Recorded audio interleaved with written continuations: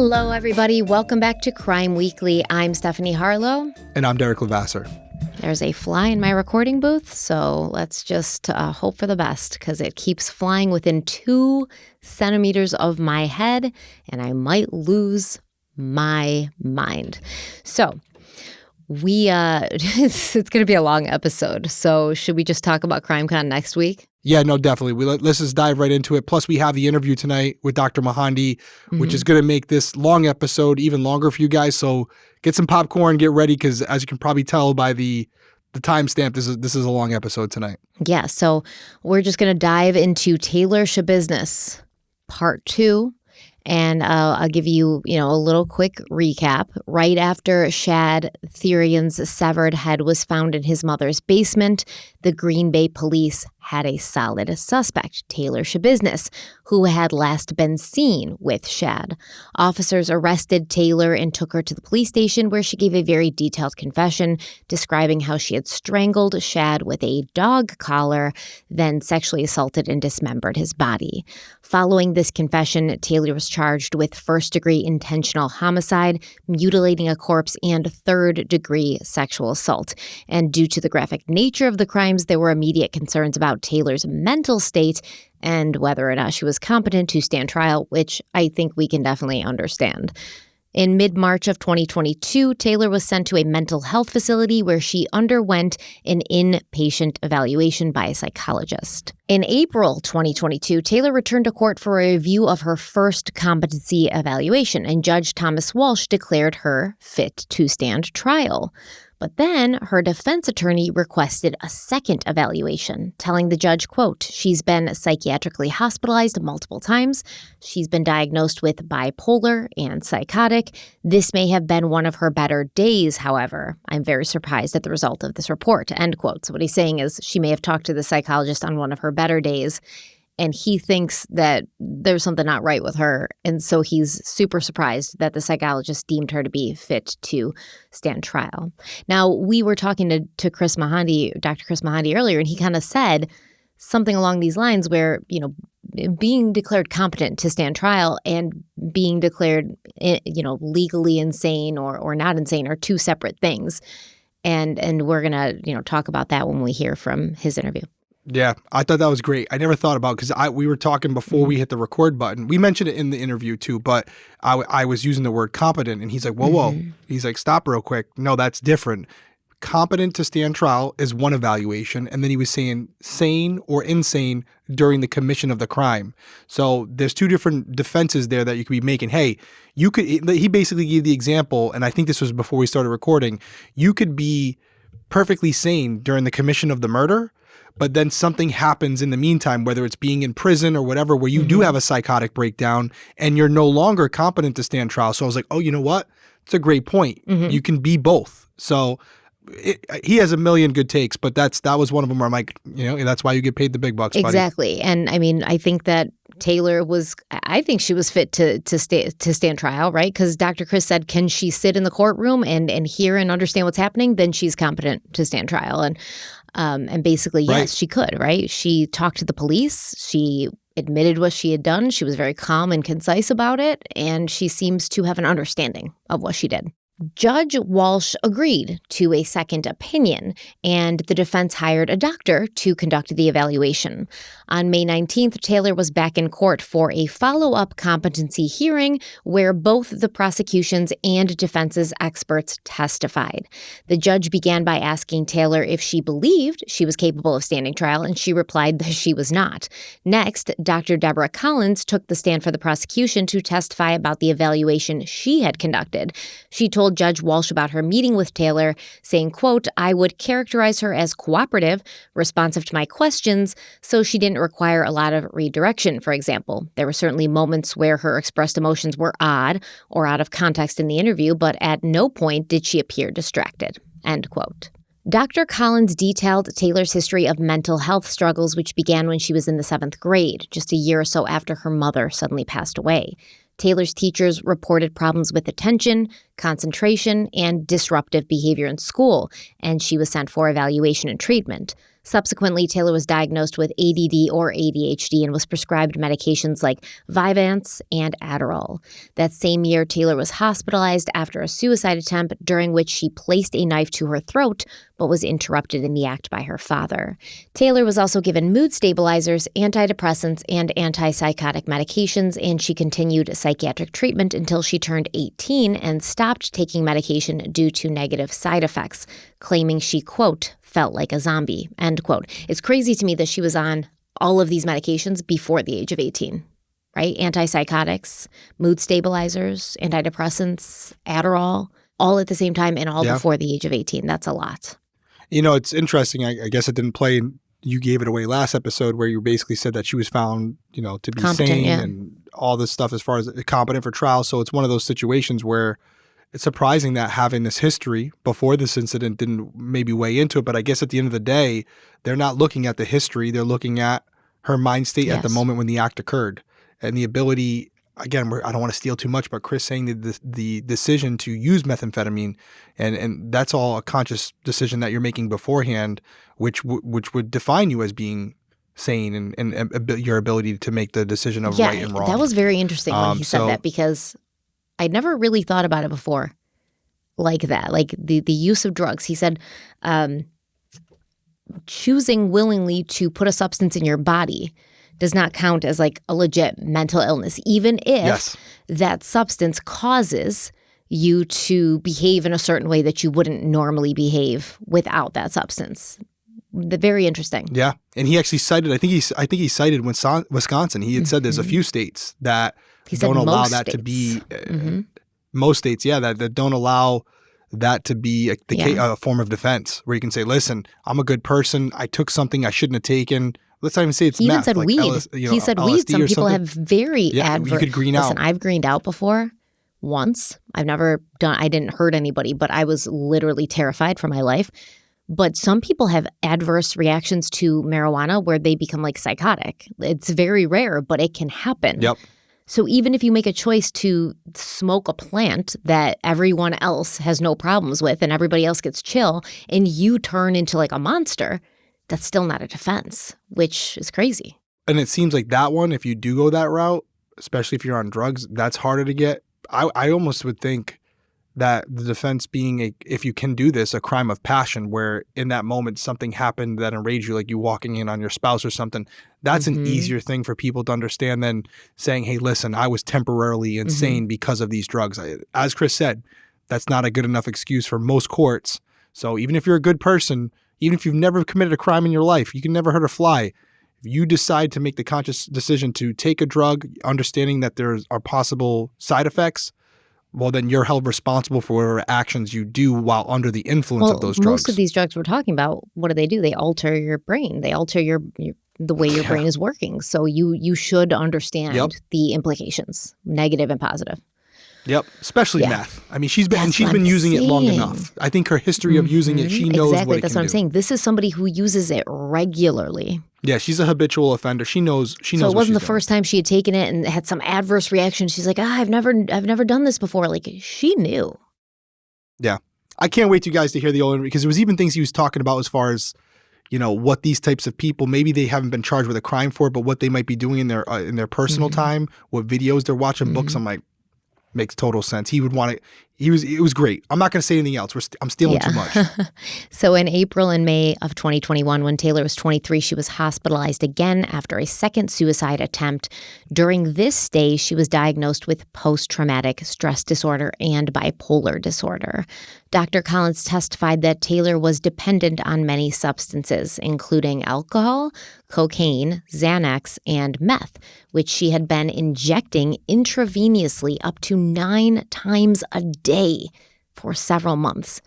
Literally at that point, I don't even think your brain is functioning properly anymore. But once again, this is her decision to do this. Dr. Collins stated that Taylor didn't exhibit signs of psychosis, and despite her drug use, there was no evidence of hallucinations or other effects impairing her judgment.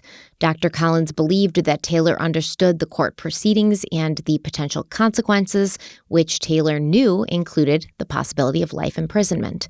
Dr. Collins said that in her expert opinion, Taylor was fully competent to stand trial. And remember, this is the doctor that the defense hired, I believe. Yeah. Yeah. And I also think it's important too, because you laid it out perfectly. At no point when Taylor was being interrogated by law enforcement did she say, oh, I thought, he was a lion and he was attacking me and I had to kill the lion because it was going to kill me. No, she said, I knew who it was. This was a form of like foreplay we had done, that he put the chain on voluntarily. I knew what I was doing. I could feel his heartbeat in my chain, but I was gratified by the feeling that I was getting from it. So I continued doing it. And I think that's important because yes, she was impaired by the meth, but not in the way where the argument could be made that she was in the right state of mind. She was basically in another planet inside her own head and didn't even realize what she was doing. It's quite the opposite. She told law enforcement exactly what happened, how she did it, and what she felt in those moments, including what she did after this whole situation, which reaffirmed that she was basically turned on by it. She was turned on by the whole thing. Yes, she made the conscious decision to continue choking him when she knew he was dying, right? Yep. She basically said, that's not a hallucination. Yeah, she basically said, I knew I was killing him and I was kind of enjoying it. So I kept going. Exactly. And that's another thing, right? Like, are you mentally insane? You could have moments of insanity, psychosis. The point is, at the moment of the crime, did you know the difference between right and wrong? Did you know what you were doing was wrong? I think she did. I think he even said, she said to the cops, oh, yeah, I know, this is fucked up. That's fucked up, she said. That's fucked up. I mean, she reaffirming. Fucked up usually means wrong, right? Yep. Yeah, she definitely knew what was going on. Yeah. And I correct myself. Dr. Collins was actually the prosecution's doctor. Okay. Dr. Tracy Lucetta testified on behalf of the defense, stating in regards to Taylor's overall evaluation, quote, she responded cooperatively, yet there were many aspects of her statement that made me concerned about her cognitive functioning, her thought process.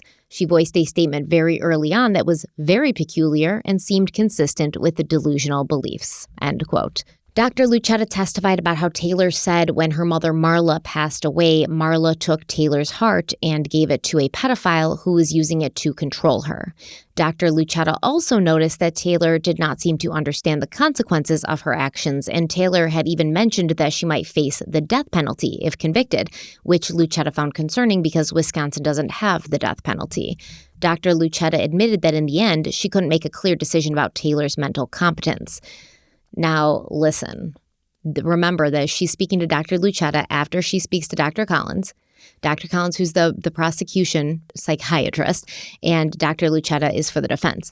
Is it possible that between two psychiatrists, two mental health professionals, her defense was like, yo, you had it way too together with Dr. Collins. We're going to need you to act a little bit more crazy when you talk to Dr. Lucetta, okay? Say some weird things. Say something that seems like you maybe are in a state of psychosis. Just, make some shit up. You're good at that. So I really find it hard to believe that one doctor could be like, yeah, she seems to understand what's going on. And then she talks to another doctor and she's like, well, she did have some delusions. She did have some, issues. Yeah, I don't think you're wrong. And I think there could be even more at play where you have situations where, yes, this is to some degree a science, but the assessment process by each and every doctor, whether it's a psychologist, a psychiatrist, or an actual medical doctor that you're dealing with, for an injury, they could all look at something and it be the exact same and interpret it differently based on their process, based on how they assess. Or their biases. Well, that's the second part, right? So the first part is unbiased, just the way they perceive things. You have scientists who look at our climate, right? Not to go there, but talk to different scientists. They feel differently about the climate. And I'm not saying one way or the other, please don't come for me on that one. But to what you just alluded to, even if it's not malicious in its intent, the fact that you're hired and being compensated or paid for by the prosecution, or conversely being paid for by the defense, they are smart enough to know why they are there. And could that skew their judgment based on their own their bias, now knowing that there's an expectation that they're, even though it's not said, that there's an expectation of who they're representing, who they're being paid by. And could that come in on both sides and influence their assessment of that particular person? Of course, we're all human. Absolutely. And these experts in most cases are getting paid a lot of money. So yeah, if you want to keep working in that field, it behooves you to come back with results that are in line with whoever's paying you. Yes. And I mean, we have to keep in mind, Dr. Collins for the prosecution was like, no, she's fine to stand for trial, right? The defense's doctor, Dr. Lucetta, was like, I can't make a decision. So that kind of also tells me something. Like, she could literally not even say, yes, this person is not fit to stand trial. She was like, well, I kind of saw some stuff that was like concerning, but this is a mental health professional. And she's like, probably she can see through when it's an act. And she doesn't want to say for sure because she doesn't know. But at the end of the day, she still cannot make the decision and state with her chest, this person's not competent to stand trial. Yeah, I'm with you. She's trying to give him enough. Like, hey, I'm doing my best but here. She's not trying to not trying to ruin her career. So obviously the defense and the prosecution are going to argue about these two sort of contradicting assessments. And the defense argued to the judge that Taylor wasn't receiving psychiatric treatment at the time, and they suggested her mental state had worsened in 2 weeks, the 2 weeks between evaluations. So they're like, that's why she seemed perfectly fine at one, and then at the next she seemed completely worse, like her mental state worsened. And the prosecution brought up the fact that a person can show signs of a mental illness and still be capable of contributing to their defense and participating in the trial, which is exactly what Dr. Chris Mahandi said. And ultimately, Judge Walsh sided with the prosecution and ruled that Taylor was competent to stand trial. So we're going to take a quick break. We'll be right back.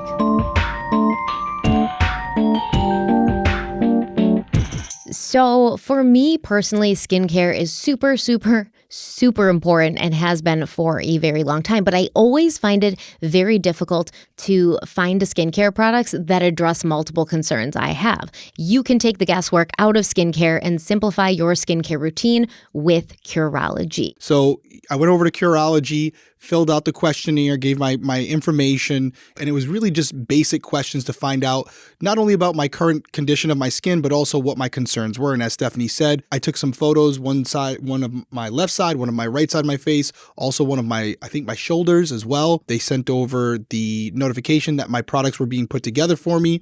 I received my package in the mail, which included a bunch of products, actually. I received a moisturizer, a cleanser. I also got a acne body wash that I can use every day. This looks like their line of products, you know. And then I also got a lip balm too that I'm actually wearing right now. I thought this was kind of cool. It reminded me of like one of my knives, but like you just pull it down and it like secretly like pops out. You see that? Pretty cool, right? And this is all based on my questionnaire, right? This isn't just some generic thing they sent. This is something that says my name right on the bottle. It says who filled the prescription. So this is a specific formula for my concerns. I've been using it. My skin feels nice and smooth. How's it look, guys? If you're looking on YouTube, am I looking okay? So I definitely like it. I appreciate the process and I appreciate the products, and we're going to see how it goes. Now, here's the cool thing. Curology makes personalized prescription skincare products. They treat a variety of skin conditions, including acne, clogged pores, fine lines, dark spots, and rosacea. And you're going to have a licensed dermatology provider that will prescribe you a personalized formula that addresses your specific skin concerns and skincare goals, just like Derek did. Curology's custom formulas use a combination of 3 clinically researched ingredients, making it more effective than non-prescription cleansers and moisturizers alone. And the cool thing is there's no need to get yourself all worked up and getting office appointments and calling around and having to leave the house. Curology is all online. It's so easy. Just fill out a quiz about your skin. Like Derek said, share photos of your face. Like Derek said, you have a consultation and then your provider prescribes a personalized formula based on your skin's unique needs. So we definitely think Curology is something you should check out for yourself. Skincare is so important, whether you're male or female, any age. You should be starting a good skincare regimen. If you guys want to try Curology out for yourself, Derek's going to tell you how you can check it out. That's right. Now you can get up to 6 skincare products for free, which is up to a $52 value, with free shipping and a no-cost consultation with a licensed dermatology provider when you go to Curology.com/crimeweekly. Once again, that's Curology.com/crimeweekly for this free offer. One more time, that's Curology.com/crimeweekly. Wait, they're going to get 6 products for free? That's right. That's crazy. 6 products for free, but there's an important disclaimer here. Prescription products are excluded from the free product offer. Applies only to your first box. It's subject to consultation. New subscribers only. You got to go to Curology.com for full details.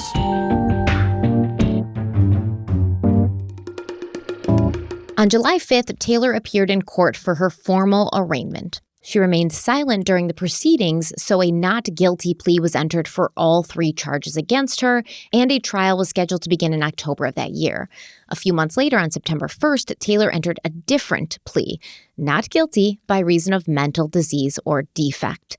Consequently, Judge Walsh postponed the trial and ordered a psychiatric evaluation to assess the validity of Taylor's new plea. Fox 11 News explained that in Wisconsin, when someone pleads not guilty by reason of mental disease or defect, they undergo a regular trial, and if they are found guilty, then the trial enters the penalty phase, where the same jury then decides if the person did indeed have a mental disease or defect at the time of the crime.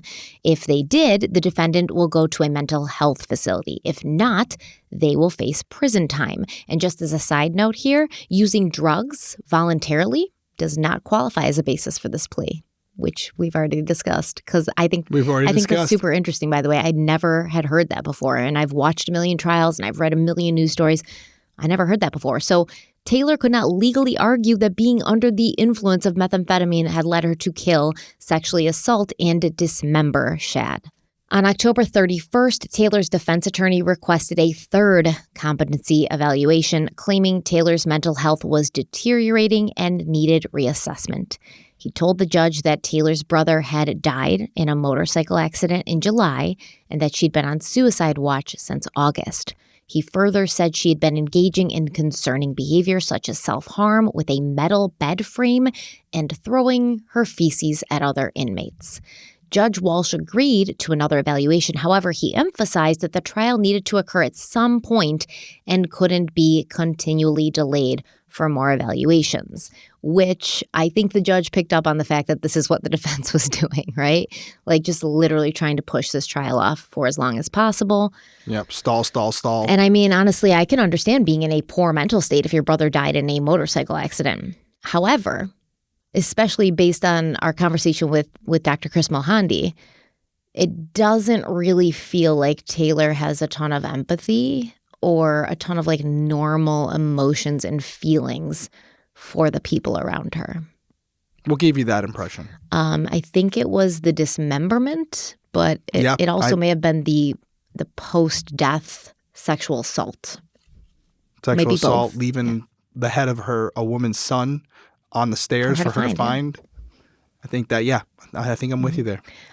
So it does seem, and Dr. Chris said, there may be some psychopathic tendencies here.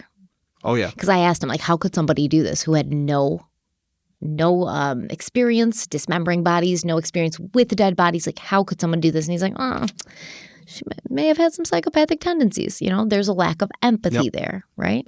Yep. By November 22nd, Taylor's 3rd evaluation was finished, and Judge Walsh again ruled that Taylor was competent to stand trial, which he scheduled for March 6th, 2023. The defense requested yet another competency evaluation because 3 wasn't enough, but Judge Walsh denied it, citing that the past 3 had already established her competence pretty thoroughly, I think. He said the defense could conduct an additional evaluation as part of their strategy, but he would not postpone the trial for it. Go Judge Walsh. Now, around the same time, Taylor's husband, don't forget about Taylor's husband, Warren, who's still in federal prison, he had someone share a letter that he'd written on Facebook. And this letter read in part, quote, "The world doesn't know our struggles. We struggle with mental illness, postpartum, bipolar, addiction play a big role in our choices we've made.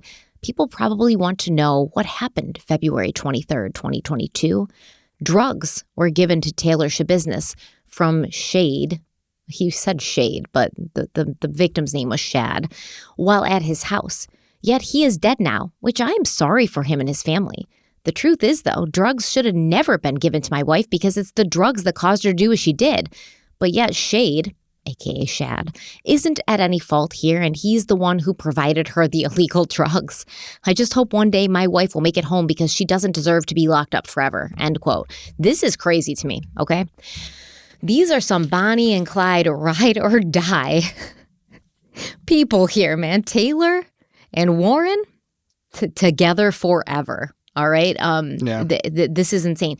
She murdered somebody while in the process of, having sexual intercourse with them. And then she had sexual behaviors with her victim after she murdered him. And her husband's like, I don't care about that.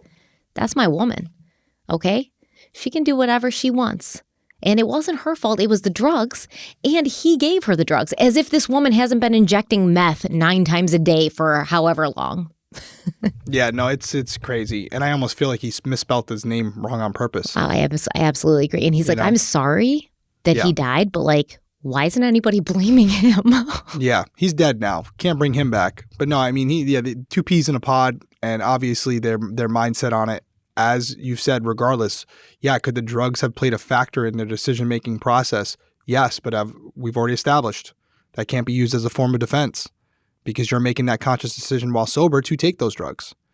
And there could be a deeper conversation. Oh, well, you're addicted. Again, eventually, somehow you became addicted to those drugs by consciously deciding over and over again to continue taking them. Not saying that addiction's not a real thing and that it's not a disease. It certainly is, yes. But it's something that is, at some point, it started because you decided to make it start, right? It didn't just, I mean, there are those rare cases. I hate that I have to qualify like babies that are born addicted to a drug, but that's a rarity. We're talking about most people here. It started somewhere. And, you can't go through life making those decisions, have something like this happen while under the influence, and then use that as an excuse and have the victim not get the justice they deserve. It just doesn't work that way. Yes, I completely agree. And also we're talking about meth here, right? So this is come on. We've seen the billboards. We've all seen the billboards. We've all heard the stories. We know meth is not a drug to be fucked with. Okay? We know. You know when you start this, you're taking your life in your own hands. And somebody who's used it habitually, like Taylor, and who's done some stupid shit on it, right? We've getting in car chases, almost running over pedestrians, trying to fight cops. You now understand that this drug makes you do things that are bad, that get you into trouble, that make your life worse, that make your life harder. You continue to do them. So at some point when, you've done something unforgivable that you cannot take back, and somebody's son is dead, you can't now say, well, I didn't know that it would make me act like a damn fool.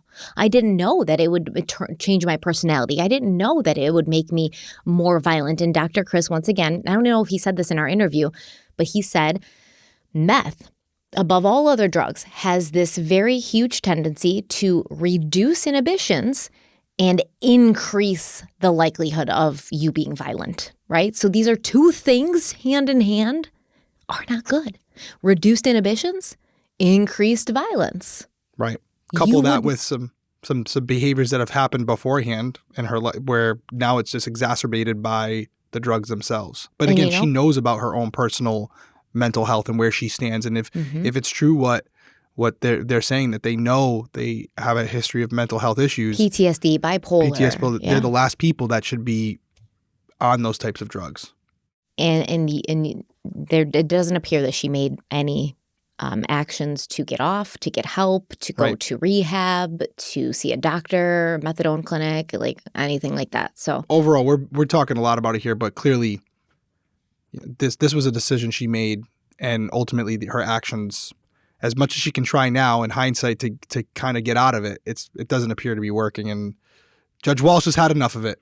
And honestly, I will say, like I said, this is somebody who uses this drug 9 times a day, injected, so often. It almost also feels like at some point you would develop a tolerance, like an alcoholic, right? Somebody who takes 2 shots and who doesn't ever drink alcohol, they're going to be stumbling around. If you've consumed alcohol every day for like 3 years, people can't even tell you're drunk half the time, right? Your body is so used to it. In that constant state. And you can almost function better on it. She was driving around. She was having conversations. She was calculatingly and calmly dicing up a body. Yep. This is not somebody who seemed to be out of control of her actions, is what I'm saying. No, you're right. And I feel like we might be doing it a little bit right now. I know I'm doing it, where we're interchanging the competency and the insanity of the crime itself.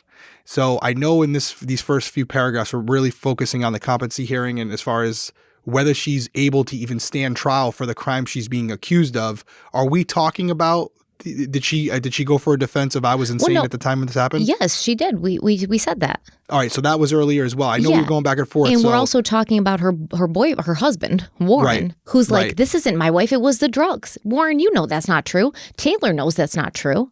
Right. So what we're talking about now is more the insane versus sane. Was she sane or insane during the time when the actions occurred? And we still have to talk about the competency part of this, where they're like, okay, she was sane when it happened.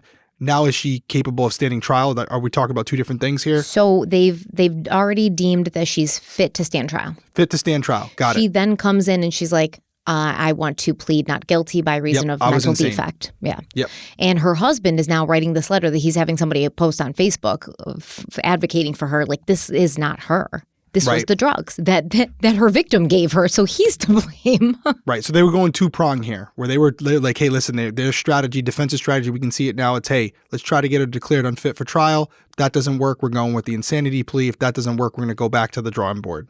And I don't blame them for attempting to do that. That's all they got. What do you got? She admitted to everything on video. Yeah. And she literally said, like, yeah, I knew what I was doing. Yep. The only angle you have is, hey, when she made that, she wasn't of a sound mind. Mm-hmm. What else can you say? There wasn't appear to be, she was under duress. There wasn't any leading. She was all about it. There was no argument. Like you were talking, I don't know if you were even on camera, like a crime of passion. Like she walked in on something and snapped. No promises being made by police. So yeah, they probably watched that video and said, okay, well, insanity or nothing. That's all we got. It's the only option we have here. Yeah. And I mean, looking at her actions, you might actually be able to convince a jury that no sane person could do that, because they're looking at it. They're looking at it from their perspective, right? Like I was saying last episode. We do talk about that. Yep. We do talk about that with Chris. Yeah. I can't even imagine how a sane person could do this. Mm-hmm. I would get into that too. Yeah. So later on in the letter, Taylor's husband, Warren, wrote, quote, "There's always two sides to every story. And I promise you, if you knew my wife like I know my wife, you wouldn't think or believe she could ever do what has been done." End quote. And yet she did do what has been done. He finished the letter by telling Taylor to stay strong and get better soon. He loved her and everything was going to be okay. Man, if we all had somebody as supportive and loyal as Warren. From prison. Let's take a quick break.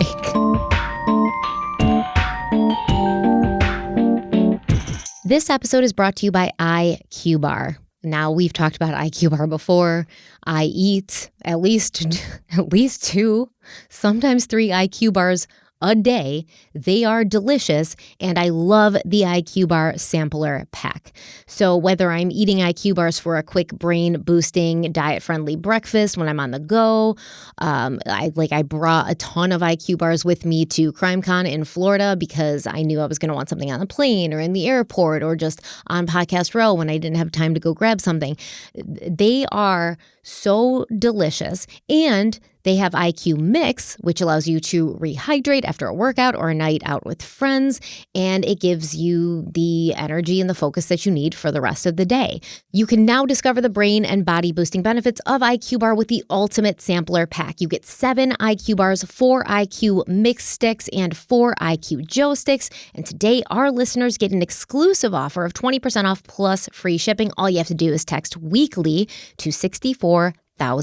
So the sampler pack is an honestly really great way to try all IQBAR products and flavors, figure out which ones you like, which ones you want to reorder more of. And all IQ products are gluten-free, dairy-free, soy-free, and contain no GMOs or artificial sweeteners. Now, the IQ bars are my favorite. They're plant-based protein bars. They're packed with high-quality ingredients for both your body and brain. They're vegan, gluten-free, and really low in both sugar and carbs, which is great. And every flavor, whether it's chocolate, sea salt, peanut butter chip, wild blueberry, and more, they taste amazing. Peanut butter chip is definitely in my top 3. Yeah, and you know what? I agree with you. Almond butter chip, peanut butter chip, those are probably my favorite. However, I've been on to a different one right now. I want to put you guys on it. Just stay with me here. I got it right here because I'm eating it tonight while Stephanie's speaking. I'm eating one of these. It's lemon blueberry. The blueberry one? Oh, stop it. Yeah, You're I always swear. on my stuff. Just let me have one. I swear to God. Oh, my God. Didn't I say the blueberry I'm one? done. I just had one. I'm done. Oh, it's so I'm freaking done. good, I'm man. done. It tastes like a They're muffin. amazing. You guys know we love IQBAR. We've telling you from They're day good. one. So if you want to go right now and check it out, you can refuel smarter with IQBAR's Ultimate Sampler Pack. That's 7 IQ bars, 4 IQ mix sticks, and 4 IQ Joe sticks. And now our special podcast listeners and viewers get 20% off all IQBAR products, plus get free shipping. To get your 20% off, just text weekly to 64,000. So go get your discount. That's weekly to 64,000. Weekly to 64,000. Just be advised, message and data rates may apply.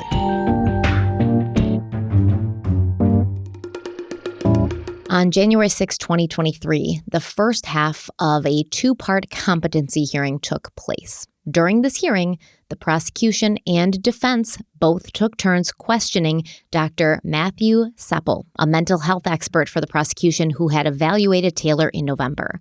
Dr. Seppel testified that in his opinion, Taylor was capable of participating in her case and had the mental capacity to understand what was happening. The defense asked whether some of Taylor's recent actions, such as self-harm with a metal bed frame, could indicate psychosis. Dr. Seppel explained that these actions might be signs of psychosis, but he didn't definitively say whether they applied to Taylor's case. The prosecution then asked Dr. Seppel if someone could have a mental illness and still be competent to stand trial. He responded yes, indicating that mental illness didn't necessarily mean incompetence to stand trial. Judge Walsh then scheduled the second half of the competency hearing for mid-February. And remember, the trial itself is scheduled for March. So Judge Walsh trying to get this shit done. On February 14th, Taylor went to court for a status update, and her lawyer, Quinn Jolly, asked for a delay in the second part of the hearing because their expert wasn't ready. Judge Walsh agreed to postpone the hearing, and then right after this, Taylor suddenly tried to elbow her own lawyer, Quinn Jolly, in the head. Now, we're going to play a video for you. Once again, I will say, in my opinion, this was something that was premeditated between Taylor and her defense team, or just Taylor herself was like, it's going to seem super crazy if I try to, like, attack my own lawyer. Like, they're definitely going to think I'm crazy now.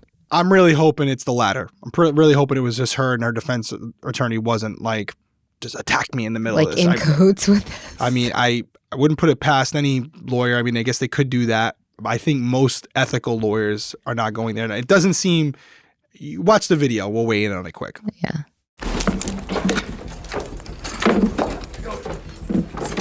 Stop. A judge has approved a lawyer's request to be withdrawn from the case after his client attacked him in court. Taylor Schabusiness was in court for a hearing when she attacked her defense attorney as he was sitting next to her. A court officer pulled her to the ground, but the defendant made it difficult for him to restrain her. Clear the courtroom. The attorney said their attorney-client relationship was irretrievably broken, and Schabusiness has since been assigned a new public defender. Dude, that's crazy, man. Okay, right, so I don't think the lawyer's in on it because the lawyer was like, I'm out. He looks scared. He looks scared. That's what I was going to say. I had seen it and I was like, I don't look like he was in on it, but So I never watched that whole news clip. That clip of her trying to elbow her lawyer in the head was all over for a while, and that's really all I saw. But I didn't see where the lawyer was like, he's like, I'm out.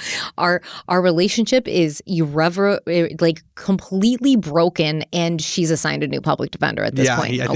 I think wasn't expecting that. Now, does that mean that Taylor's actually just insane and just broke and wanted to elbow? No, she was trying to look crazy. She's trying to look crazy. Probably. Because she screwed up, man. She screwed up with her interview with the police. She screwed up with her first mental health evaluation. She was just being herself. Yeah. Just being good old, no empathy Taylor, straightforward. Man, Shad's head is in a bucket. That's fucked up. Yeah, I killed him and I knew I was. She's like, man, I messed up and now I have to do damage control and I have to appear to be just bananas. Yep. And honestly, I don't She believe knew it. it was only play at that point. Yeah. A deputy had to step in and wrestle Taylor to the ground, but she kept struggling, so 2 more deputies helped to calm her down. After the attack, one of the deputies can be heard on the video saying, quote, "You went off on your attorney, Taylor. You went crazy on your attorney," end quote. Taylor was like, exactly. I did go crazy on my attorney. Crazy, you say? Crazy is what I am. She didn't say that, but in her head, I guarantee you she was. She was like, my plan worked. So Taylor was then taken out of the courtroom. Within minutes of the attack being over, Jolly asked to be taken off the case, claiming the lawyer-client relationship was beyond repair. And honestly, Quinn Jolly was probably like, I'm so glad I don't have to like represent this person, because honestly, I was throwing stuff at the wall to see what would stick, and there's no hope for her. This is a losing battle. Yep. He was a public defender too, right? Yeah. Yeah, so he has no choice but to take the case. So you're right. When that happened, he's like, hallelujah, I'm out. I have a valid reason now to not be in the same room as this person. Yep. Judge Walsh later agreed to this request, and a new public defender was assigned to Taylor's case. When Taylor's husband, Warren, heard what happened, he had someone write on his Facebook saying, quote, I know what she's being accused of is not who she is. Not only has her addiction played a big role, but so does her mental background, as well as postpartum depression. I just want my wife to get help, professional help, because it's what she deserves. Like I said, my prayers go out to my wife. I love her more than anything in this world, and this will never change no matter what. End quote. His prayers? His prayers? You know, it's funny. People go to prison and they do horrendous things, and they're horrendous people. They go to prison like the Manson girls, and suddenly they find God. And they're just praying, and God's listening. I'm really surprised that he's standing behind her, knowing I don't know how much of the details he knows. All of it. That's what I'm saying, man. Loyal AF. What she was engaging in before and after. Well, I mean, how can he blame her? He's in prison for so many years, and she probably knows somebody was visiting him. You know, what's good for the goose is good for the gander. Well, I was corrected last episode about conjugal visits and stuff like that when we were talking about. Tell me. What we were talking about, how did that come up where I was like, oh, maybe was that a different, were we talking about Crime Weekly News? Yeah, no, that was this case, because I think we said something like she had written on her Facebook like. Yes, you're right. And someone corrected and said, by the way, there's no conjugal visits in the Wisconsin prison. I'm like, I didn't think there were, but okay. Is there only one Wisconsin prison?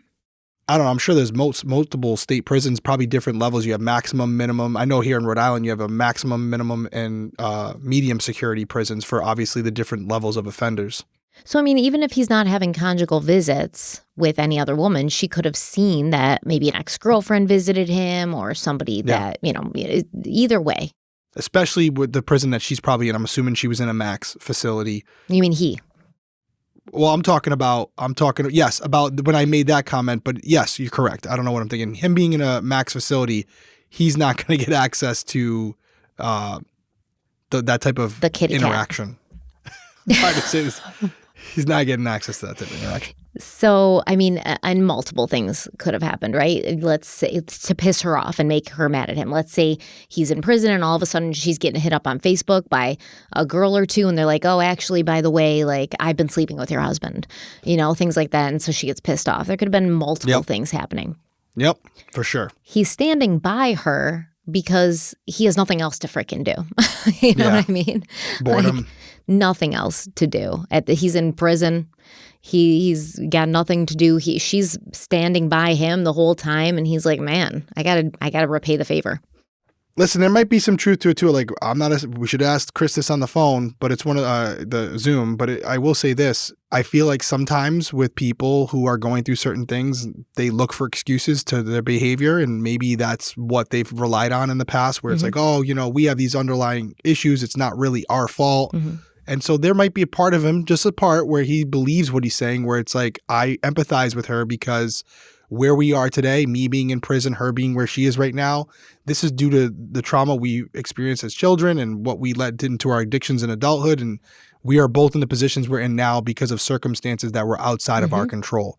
And I'm not saying I don't feel bad for people like that, but even in the worst situations, and we've talked about this before, we all have a choice. We all have a choice. So you can't lay the blame on the feet of other people in every single situation. I feel like maybe in this particular scenario, he's looking at it like she's in a lot of ways they're similar, and he feels just like she's being mistreated, he's mistreated, and that's why he's in prison for something he probably shouldn't be there for either. Totally agree. That's called a trauma bond. Yeah, good point. Yeah, well, I'm literally describing trauma bond. But that's a trauma bond. It's like, Derek, that's a trauma bond. That happens in very toxic, codependent relationships. And what you see is these two people making excuses for each other's abhorrent behavior. Yeah. And that might be what he's doing here. Not making the other person better, not making the other person own up to what they've done and take accountability, which is what a true good partner would do. Hey, you're acting incongruent to who I know you to be. And yes, you've got things that you've done and things you've gone through that may be contributing to this, but now you're an adult and this is your choice and I want the best for you and I want you to be healthy and happy and whole. And so let's work on getting you there. I'm not going to make excuses for you left and right so that you can continue down this path, which has led us both nowhere. Mm-hmm. Nope, that makes trauma bond. Trauma bond. So on March 24th, the second part of the competency hearing finally took place. Dr. Seppel testified again, so Taylor's new attorney, Christopher Freilich, could question him. Dr. Seppel said he still thought Taylor was competent for trial, and he hadn't received any new information to change his mind. At the end of the hearing, Freilich requested another evaluation, claiming Dr. Seppel's previous evaluation from November was too old, and Taylor's attack on Quinn Jolly needed assessment. Damn, they are really pushing. They're just trying to push this off for as long as possible. What are they waiting for? Like, they're going to have to do it eventually. Yeah, I think it's what you said earlier, though. It's just not knowing that if they get past this point and they lose, it's all downhill from here because they know what's coming. They know what the police have, and the only chance to really get her in a situation where even if she's in prison for the rest of her life, she's in a different facility, is to derail this trial before it starts. And I mean, honestly, honestly, the only option they have. This is a public defender. He just met her. I don't think he's even that caught up with the case. Invested in like her personally. However, he wants to do everything he possibly can so that later she can't appeal and say, "Oh, my defense was inadequate." Right. Yeah, that's true too. Yeah. No. He don't give a shit whether she goes to a mental health facility or a prison or whatever. He's like, I got to do my job to the best of my ability. That way she cannot get out on some loophole or some appeal later on. Yeah, I will tell you in many cases, public defenders are newer lawyers. Mm-hmm. They're just coming up out of law school and they're just getting their feet wet. And they will do everything they can. And they're actually great to have represent you because they really want to establish themselves as good lawyers. So they're not only doing it for you, they're doing it for self-serving reasons. And it might be something here it's too. Like on-the-job training, you know? On-the-job training, it might be something where he's just coming into this case. He's trying to delay it a little bit further so he can get more caught up on the specifics of the case. And this could be a tactic where he's stalling so he can, find out if there are any elements of this case that he can attack. Obviously, the most glaring one is she was insane when it happened, or she's not competent to stand trial. Therefore, we got to kind of avoid this whole thing. So they go for the home run. If that doesn't work, then they can try smaller battles. But that could be what he's doing here where, even though he's a newer lawyer, and I'm assuming that, maybe he's not, but if he is, he's someone who, like you said, is not really that invested at this point, but wants to catch up maybe and is trying to go at an angle that maybe the previous lawyer didn't. Mm-hmm. And, that's what he's doing. But I will say public defenders sometimes people have this negative connotation about them. I've seen cases where situations that I thought were slam dunks. You get some young, really motivated lawyer. Fresh, trying to make a name for themselves. Wants to become a good defense attorney that they can charge a lot of money for privately. They build their reputation on these cases. Oh, you see who they got off? This person had the drugs and guns on them. They walked away with 6 months probation. I'm hiring them. 100%. And honestly, I think that some of the best arguments in court I've seen have been made by public defenders because they're not jaded yet. They're not hardened. They're not over it. Yeah, I completely agree. Yeah. Mm-hmm. People are like, oh, I see a public defender. I'm like, oh, no. Here we go. They're going to put me through my paces, man. We're gonna have a battle because they're gonna try the newest things coming out of law school. They're trying it, which I love it. It's a challenge. I don't take it personal, but it was never a day off when you had a public defender who really was. This is what they were dreaming about for years, so they're ready to go. So this public defender, the new one, Christopher Freilich, he's like, we need to, push this off. We need to evaluate how she attacked her previous lawyer. And Judge Walsh was like, nope. Taylor's fit for trial. And then he set a trial date for July. So it did end up getting moved from March to July. In the months leading up to the trial, Freilich made several motions, including one to reduce Taylor's bail from $2 million cash to $500,000. Freilich argued that the original amount was too high and stated that Taylor could stay with her father. He's trying to get her out. This is crazy. He mentioned her willingness to attend mental health treatment and wear a GPS monitor, and noted Taylor's personal challenges, such as the loss of her mother in 2009. However, the prosecution fought back, telling the judge that Taylor had removed a GPS monitor in the past, which we know she did, and this cast doubt on her trustworthiness. That's not the only thing that cast doubt on her trustworthiness, if you ask me. In another motion, the defense asked Judge Walsh to exclude the prosecution from the jury selection, a completely unusual request. I would say more than unusual, bizarre. Why would that ever happen? Yeah, never going to happen. Could you imagine? No. Maybe that's some of the new stuff that this public defender learned in law school. No, I mean, I don't know. I've never heard of such a thing. Throwing what they can at the wall to see what sticks. And even the point before it where it's like trying to get her out. Bail's not set as a form of punishment because you're still innocent, but it's to avoid the potential of you fleeing the area. Or committing another crime. Yeah. But are you a danger to society, but also are you a flight risk? And with someone like her, like you said, who's removed the bracelet before and also gotten in a car chase with police, she's obviously not someone who abides by laws and the authority. So they're not going to let someone like that out because they know, based on the circumstances of this case, if she has the opportunity to flee, she's going to do so. So that's the main reason they're not going to lower the bail and make it even easier for her. Then there's no amount of money that they can lower the bail to where it would incentivize her to say, oh my God, that's too much money, I can't take off. No, because she's not paying for it. She's going regardless. Yeah, exactly. She don't give a fuck. That's what bail is intended for. It was actually, I don't know where this came from, but I was thinking, like, when she attacked her lawyer, Quinjali, there's a good chance that she did that because, like, could you imagine doing that much meth for that long and then all of a sudden you're in prison and you ain't got no more meth? She's probably, like, withdrawing hard. It's funny you say that because I was thinking as I was watching some of the other videos about her sitting in court, I'm like, is she insane? Is she competent or is she sick? Like you said, all the withdrawals, the years and years of habitual use of methamphetamine and other drugs, I'm assuming, to be cold turkey immediately, that would make you look pretty ill as well. And maybe have some weird questions and answers during a psychological assessment. Yeah. Irritable. Trying to hit your lawyer. Yeah, that's what I was going for, yeah. And you do see her in some of these videos in court. She seems all twitchy and weird. Yeah. So is she trying to act crazy or is she withdrawing hard from a drug that she was so dependent on and her body was so used to that she just does not know what to do now? I mean, I remember when I quit nicotine, man, for 2 weeks, I felt like there was no more hope in the world. I swear to God, I felt depressed. I never felt depressed in my life. And for those 2 weeks, I was like, what is the point in living? Because my brain wasn't getting that dopamine hit anymore. And the dopamine went whoop, all the way down to zero. And you literally are like, why? Everything's gray. Why am I here? So I can't even imagine having meth like that and then not having it overnight. No. So maybe even a combination of things where obviously not the most. Alcohol too and stuff. Yeah, alcohol, meth, someone who does have some prior issues mentally, right? Combine all that. You're on trial for murder or you're going to potentially be on trial for murder. That could piss you off. Yeah. You're not gonna be comfortable. Yeah, you're not gonna be in a great mood. On May 4th, Freilich requested a new competency evaluation because he still believed the previous one from November was no longer accurate. A week after that, he filed a motion asking the judge not to allow Taylor's statements to the police to be used as evidence in the trial.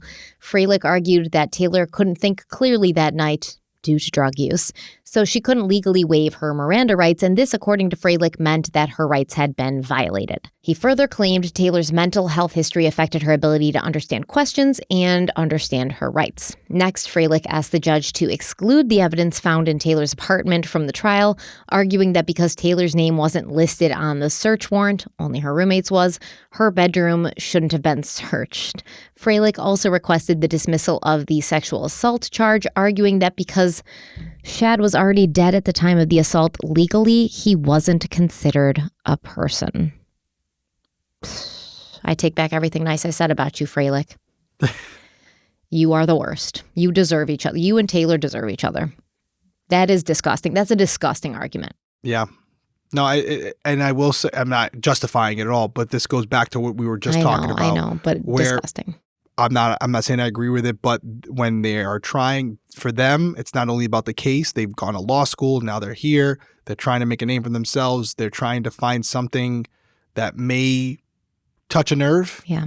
And the question becomes, how far are you willing to go for the victory, the potential victory? And I've said before, and this goes for both prosecution and defense, I'm not choosing one side here, where they sometimes look at these cases like their own little chess match, honestly. And we're all just chess pieces. And that's really what it comes down to for them. And they really want to win. They really want to win. And how far are they willing to go, and what are they willing to throw out there in order to try to get the results they're looking for? And ethics become a big part of it. What are you willing to do for your client, but also how far are you willing to go against maybe your own morals and ethics? I mean, he touched a nerve with me. I can see that. That's horrible. This person has parents and like horrible. Like he keeps going, okay? And I understand this is like he's trying to find a loophole. He's trying to find a gray area. I freaking get it. But come on, man. Could we be a little human at this point? Like, could we? This is gross. I mean, technically then, anything that happens to a person after they're dead shouldn't even matter. And so desecration or destruction of a corpse shouldn't even be a charge because that's not a person anymore. Like, come on, man. Come on. Anyways, Freilich claimed that once a person has passed away, they don't meet the definition of a person in the jury instructions and the statute. Freilich further questioned how Shad could have been sexually assaulted if his genitals had been removed. I think he needs like a biology lesson. And the lab tests on the dildo were inconclusive, which meant that aside from Taylor's admissions, there was no other evidence of sexual assault. The prosecution fought back against these claims, arguing that Wisconsin's sexual assault statute states that sexual assault charges, quote, apply whether a victim is dead or alive at the time of sexual contact or sexual intercourse, end quote. Point blank period, man. I feel like that's all you got to say. That's all you got to say. That's what the law says. On June 13th, a hearing was held so that Judge Walsh could rule on all of the motions that had been submitted. Walsh said he viewed all 7 hours of Taylor's interviews with the police, and his final observation was that, quote, she is able to recall after asked a question. We know she is able to recall accurately because the information coming from those who are processing the site is consistent with what she is telling the individuals conducting the interview. She was tracking their conversation, not confused or demonstrating what this was about or doing there. In all, her demeanor seemed consistent with someone who knew what was going on, end quote. Walsh found that Taylor voluntarily waived her Miranda rights, which meant her statements to police could be admitted at trial. He then denied the rest of Freilich's requests, including the motion to drop the sexual assault charge, the motion to keep evidence from the apartment out of trial, and the motion to delay the trial for a new competency evaluation. Not today, Freilich. Taylor's trial would go ahead, starting the week of July 21st. Yep, this was Walsh's way of saying, I'm done. Yeah. We're good. Let's get it on. Let's do this. I see what you're doing. I appreciate your effort. Yep. You know, good job. I wish you'd been my student in law school. However, you're wasting my time and I have a vacation to go on. We're going to find out like Freilich was like 30 years out of law school. I'm saying because, but honestly, that'll probably be the case. But whatever, I don't care at this point. Yeah, either way. But yeah, this is it. They Walsh put his foot down. Walsh said enough. Yeah, no more. So let's actually take a quick break, and then we'll be right back. So I have a lot going on between work, family. Basically, those things, work and family, take up a lot of my time. And what always ends up coming last is me, and mainly my health and my physical wellness.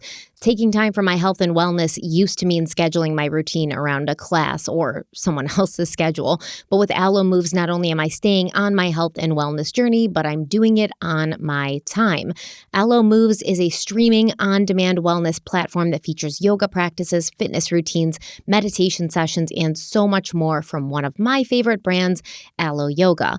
All of their quality studio-style classes inspire me to take care of my whole being, body, mind, and spirit, so that I can go out into the world and do what I do best. And they honestly have something for everyone, whether you're a beginner or you're advanced. They've got yoga, bar, Pilates, cardio, and HIIT classes. They also have relaxed guided meditations, sound baths, and breath work. And listen, there's a lot of other things on ALO Moves that I personally love. You have to check out their gua sha, dry brushing, face yoga, nutrition classes, and so much more. Dry brushing is something that I used to do a lot, but then I got confused. I didn't know which direction to go in, where to start, and so I stopped because I was like, am I doing more harm than good? They will walk you through it every step of the way. It has been invaluable to me because dry brushing is great for your skin, for your circulation, your lymph system. It's amazing. And the best part is you need little to no equipment. I get so much flexibility and variety because ALO Moves has tons of fresh content that I can take whenever, wherever. ALO Moves has over 100 new classes added every month and over 3,000 classes for every level, beginner to advanced. And I really love how ALO Moves fits into my schedule because all their classes are on demand. So when I'm short on time, they have meditation and fitness classes for when I need to squeeze in a workout. So yeah, like I said, just in general, so many classes, you'll never run out of new classes to take, keeps it fresh, and it's very convenient. It's convenient. I don't have to get in my car, I don't have to go anywhere, and I can get my workout in, and I feel better about myself at the end of the day. So if you guys want to check out ALO Moves as well, Derek's going to tell you how. That's right. Find the health and wellness routine that works for you with ALO Moves. Go to alomoves.com and use code CrimeWeeklyVIP in all caps for 30 days free plus 20% off an annual membership.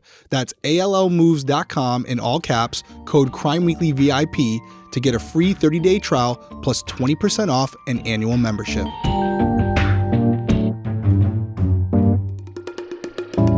In early July, a few weeks before Taylor's trial was set to begin, Freilich submitted a document stating that after a new evaluation, a forensic psychologist believed Taylor was not fit for trial.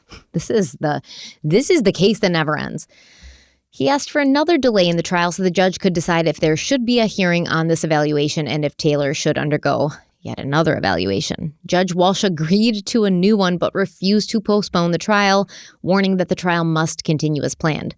Taylor's final competency hearing was held on July 13th, and this time, Dr. Diane Litton, an expert for the defense, testified about the multitude of evaluations she had conducted. Dr. Litton explained that she first met with Taylor back in February. During that meeting, Taylor refused to speak to her about the case. Instead, she threw a chair at Dr. Litton, which is something the doctor had never dealt with during her 32 years in the field. She tried multiple times to meet with Taylor again, but she refused every time. And then finally, in late June, Taylor spoke to her. Dr. Litton said the evaluation was bizarre. She reported that Taylor talked about command hallucinations, which told her to hurt herself or other people. Wow, she suddenly has all this verbiage to talk to the mental health professionals about. It's almost like she's been in the prison library reading up on it. Yeah, nothing but time. Taylor also mentioned that during the attack on her previous attorney, Quinn Jolly, she felt like there was madness and chaos in her head, like a carnival atmosphere. I don't dispute that. I'm sure there absolutely is a carnival atmosphere in her head. Dr. Litton further said Taylor often went off topic during their meeting. Quote, she said that she had a thing with Jeffrey Dahmer a year ago and just numerous comments about Johnny Cash being on a train. She went on and on about the train, how loud its whistle was, and how Johnny Cash apparently overdosed on the train. End quote. Dr. Litton told Judge Walsh that she didn't think Taylor was ready for trial, and she didn't think Taylor was faking her mental illnesses. She testified, quote, despite her knowing the basics about competency judgments and guilty pleas, she still exhibits this lack of insight and judgment about her case, how to act in court, how to help her defense attorney to understand the proceedings, end quote. At the end of the hearing, Judge Walsh didn't make a decision, instead choosing to wait for the results of one more evaluation, which would happen the following week just before jury selection. On July 21st, right before jury selection was about to start, Judge Walsh decided that Taylor was officially competent for trial. Hasn't Judge Walsh said this like 55 times by now, though? Like, I mean, we're an hour into this episode, and we still don't know I can't take if Taylor's competent for trial or not. Judge Walsh is like, nah, she's competent for trial. And then he's like, nah, all right, one more no, competent for trial. No, one more evaluation. Competent for trial. Like, this is insane. Yeah, no, but you know what? We're laughing a little bit here, but the reality is this is super important because this is the whole case hinges on this as far as, is she going to be out as a free woman again? Either way, probably not. But is she going to be in a maximum secure facility, or is she going to be in a mental health facility, which obviously is different conditions and probably more preferable by her. And could there be a world where she goes to this facility and she, quote unquote, is rehabilitated and is better and mentally prepared for whatever she's going to face in the outside world? Could she get out again one day, especially if she's hit with a lower she hit with voluntary manslaughter or involuntary manslaughter? Yeah, it's possible. So it's so important to get this right, not only for the victim, but also for the quote unquote offender in this situation. Because what if we're dealing with someone who is not mentally capable or competent? We want to make sure that they're getting a fair trial as well. So I actually appreciate the fact that Judge Walsh has given this much rope with this and has taken this much time, because he doesn't know. He's not a psychologist, and he wants to make sure that if he's going to sentence this woman to life in prison, she understands the significance of this case. So I respect it. I think this is, I know we're joking a little bit about it, but I'm glad to see that he gave them multiple opportunities to show him a different side of this and to see if it was something that would be believable for him. So I absolutely would always agree with you, except for this case and this woman. Because of what she did to Shad and things like that, you're saying, and right? I watched her interviews. Like, she knew what she said. I knew he was dying and I liked it. She basically said, like, I knew. I felt his heart beating and I knew he was dying and I just kept going. Like, come on, man. That part I agree with, like, as far as sane or insane during the actual incident. But when talking about competency, like after the fact, is she capable of withstanding, going through this trial?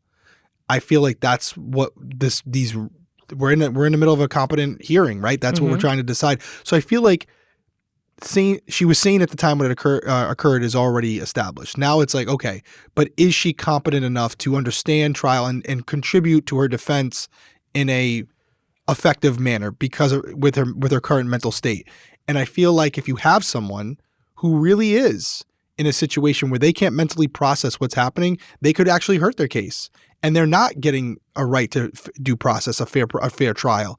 So I think it's important for the judge to allow experts to come in and say, hey, tell me what's going on here. Does this person have the ability to sit through this trial and be a productive part of their defense? And if not, we have to make sure that that's taken care of. Maybe they go to a facility, they're rehabilitated to the point where like they can stand trial. They had to do Lori Vallow. Yeah, and we bring them back in.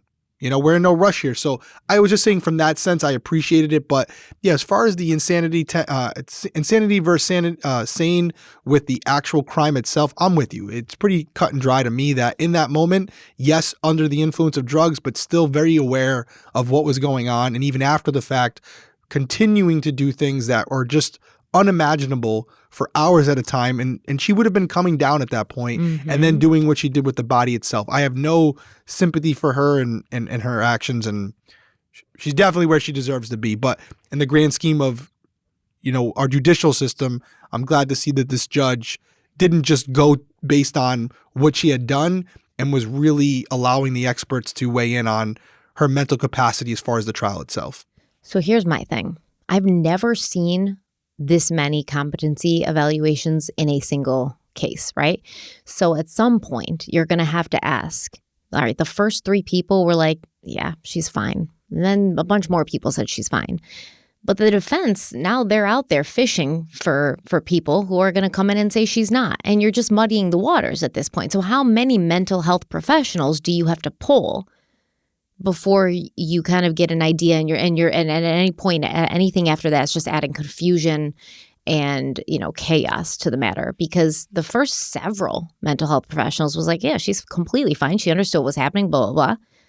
But now the defense is bringing in people, like all these random people. We don't know what they're doing. They could be looking for people who are willing to say anything on the stand for a paycheck. We don't know. But is it adding more context or is it adding more confusion?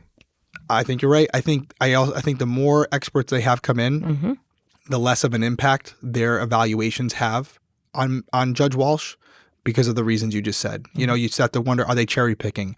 Are they just going to keep doing this till they find someone to say what they need them to say? Kind of feels like that. Even if they're telling the truth, it doesn't resonate with the judge as well as it would if it was the first expert and the second expert. Now we're talking, like you said, third, fourth expert, and now suddenly they're seeing something that hadn't been seen by the 3 previous experts. Yeah. I do feel like any human, would look at that and go, yeah, this is the first out of 4 that's saying this. So I'm not going to give it the same weight that I would give it if it were multiple experts at the beginning of this whole hearing. Right. So Judge Walsh explained that he had considered all the case details and his own observations in court, and in the end, he concluded that Taylor was competent. He noted that he often saw Taylor interacting and discussing things with her attorney, and it was clear that she understood courtroom procedures. Walsh noted that while there had been occasions of inappropriate behavior, Dr. Seppel testified that he was unable to rule out that the behavior was volatile in nature. And I honestly think that this is the perfect segue, the perfect opportunity to now play our earlier interview with Dr. Chris Mohandi, who, as Derek will tell you in this clip, has credentials out the as long as my arm. Yeah. Yeah, I just gave you a paraphrase. Go look him up. See that some of the cases, the biggest cases you can think of, he's worked on. He's humble about it, but he's incredibly smart. He's the real deal. Yeah, he's incredibly smart. He knows what he's talking about, and I'm sure a lot of you are familiar with him and what he's done. But if not, you will be now, and you should definitely check him out. And we're going to tell you at the end of our interview where you can find him if you want to follow him, etc. So listen to the interview. It's very good, and we're going to play it now. All right, so guys, we polled you guys last week. We said, would you like to have Dr. Chris Mohandi on? The comments were overwhelming. We're glad to have you, Chris. You and I have been talking about this for a long time. But before we get into the questions about this particular case, I got to give you your flowers a little bit. I know it's weird because we're friends. But for anybody who doesn't know Dr. Mohandi, he's a clinical police and forensic psychologist with over 30 years with experience in assessment and management of violent behavior. And he has a very long resume. You can go look it up for yourself. But I know some of the conversations that Chris, I'm going to call him Chris because he's a friend of mine, have had over the years. One, he was at the OJ scene where OJ was barricaded in the house. He was part of the negotiation team. When there was the robbery, the shootout in LA, he was part of that. He's worked on hundreds of cases. He's testified as an expert witness all over the country as a forensic psychologist. I had the privilege of working with him on Breaking Homicide, where some of the stories that he had for me and some of the experiences he shared and the knowledge that he provided made me a better investigator over the years. I learned so much from him. He also has a great book called Evil Thoughts, Wicked Deeds. You got to go check it out.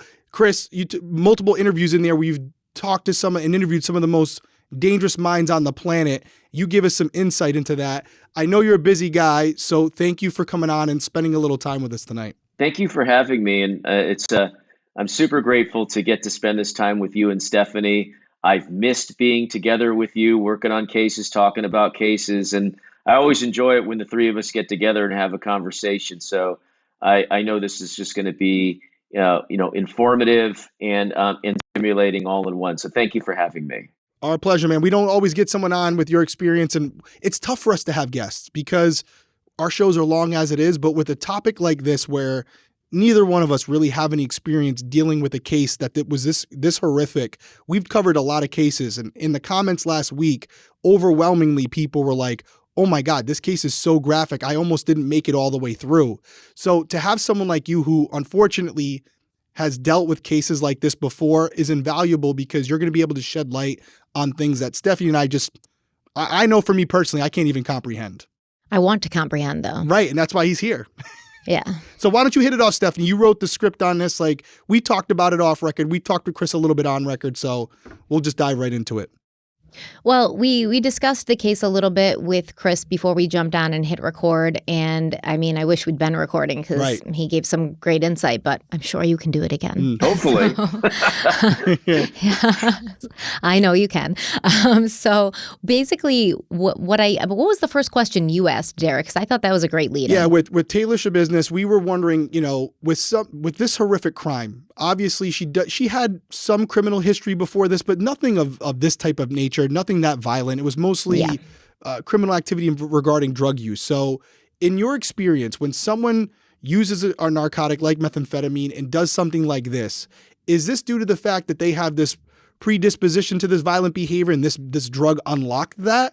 Or can this happen to anyone? Can you have someone who doesn't have this predisposition to violence and yet because of the drug itself, they can go into this, I don't know what you would even call it, this state of mind where they're capable of something that they didn't even know was possible? I think it's both. That's always the correct answer, is all the above. I've had cases, even relatively recently, where a person with no history of violence whatsoever, law-abiding, living an extraordinarily normal life, they get some drugs on board, and they end up committing horrific acts of violence, a murder against another person, and then trying to take their own life with no history. Now, that's extraordinary. With many of the people that I've seen that have committed these kinds of acts of extreme violence, where you have, people being cut into pieces or, cannibalized in other cases that I've seen, it's the drugs unlocking Pandora's box in an individual that already has issues. Those issues can be, they were already kind of violent. I had a guy in California, for example, that did a lot of psilocybin and ended up killing his friend. And then, before he killed him, he cut body parts off, was cooking them and, eating them and that kind of stuff. That's it in a nutshell. But no history of that kind of violence, but history of other kinds of violence. So the drugs, and particularly methamphetamine, can very much unlock that. Methamphetamine is extraordinary in its ability to disinhibit and to ramp up exponentially a person's violence potential. And it can also cause such distorted perceptions, magnifying feelings of paranoia or extreme pleasure center stimulation that might be associated with aggression. In this case, you have a woman who's got a history of problems, acting out behavior. She's using methamphetamine, and there was some inkling that there may have been pleasure derived by hurting this victim, or at least pretending to hurt the victim, which suggests a pre-existing history of sadistic sexual arousal pattern, which is very unusual in women, certainly to this degree. It's most often seen in men.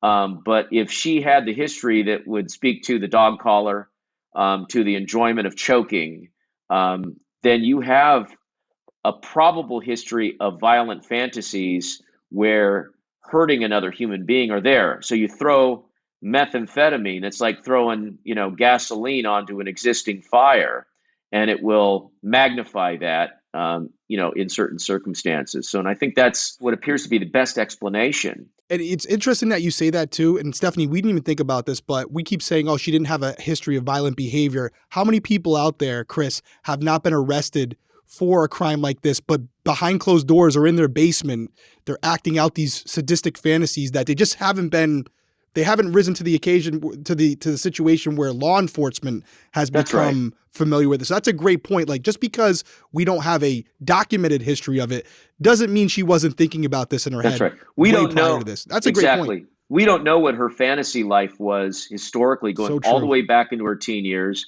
what she may have been doing with consensual partners to act this stuff out, and what she may have been watching from a, in terms of sexually stimulating films or materials that was evidence of that fantasy life. I would strongly suspect that there's a long history of sexually sadistic fantasies that she was stimulating with probably, pornography that had those themes, stuff that she was looking at online, maybe even, certain kinds of films, horror films where people are being dismembered, those kinds of things. This did not just happen out of nothing. There was something there before. We don't know what it is, but it would be really unheard of. And the thread to pull on is what she did to that victim before she escalated that particular day. And what she did was the collar, the leash, the choking. And that is sexually sadistic, fantasy based. I mean, she did say when she was strangling him, she could feel his heartbeat, and she knew that she was killing him, and she said she didn't care, but it may not have been that she didn't care. It may have been that she was enjoying it. She was enjoying it too much to stop. She enjoyed it. And then the fact that she became sexual afterwards strongly supports the arousal, the sexual arousal that is paired with sexual violence. And I would label this a sexual homicide. Absolutely. Yeah, it's a great point. I mean, she as Stephanie laid out in the first episode, she had sex with him oral and vaginally, and used I don't want to get a dildo on him. So, yeah. And that's after he's already deceased. So yeah, I mean, like you said, she goes through this, and instead of being mortified after it's done, she's telling us right out she's sexually aroused by the whole whole scene. That's right. It's crazy. It's crazy. Yeah. And I guess is something that I kept saying in the first episode, because I just couldn't wrap my head around it, was I don't understand how somebody who doesn't have any experience with dead bodies, most people go their whole lives and they don't see a dead body. Or if they do, it's like an open casket and somebody's been embalmed. Most people don't come across corpses all the time. So how does somebody who probably never has before, as far as we know, now come face to face with this body whose life she took, and she can now go ahead with abusing this body, dismembering it, taking his head off, and she's doing all of this. It's incredibly bloody. There's blood all over. She's not throwing up. She's not passing out. Even, a lot of medical examiners say that in the first couple of years or so that it takes a lot for them to sort of steel themselves to have to face these dead bodies every day. And this is like even on a whole different level.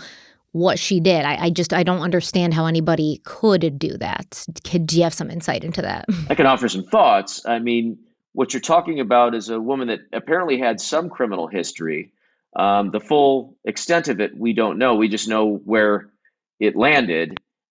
This kind of callous detachment, lack of empathy is often seen in people who have psychopathic tendencies. A psychopathic individual, full-blown, would be completely detached from the feelings and experiences of others, can be callous, very detached, and not really have any trouble, with hurting another human being because they're so estranged and detached. They just don't feel the way you and I might feel in terms of empathy and disgust or revulsion to those things.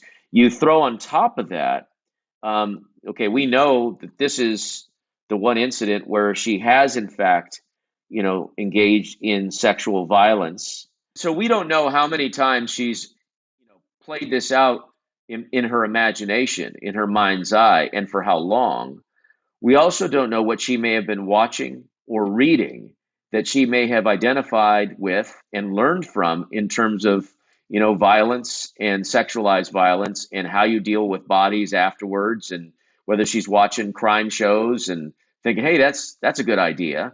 That's how people often will get their ideas about what they should do, from the popular media.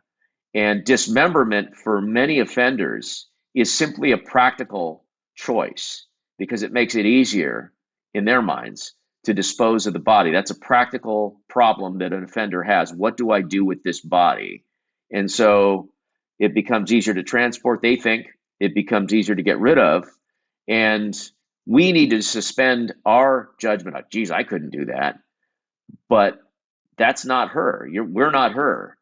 She's detached. She's not particularly empathic. And it's all about her own selfish needs.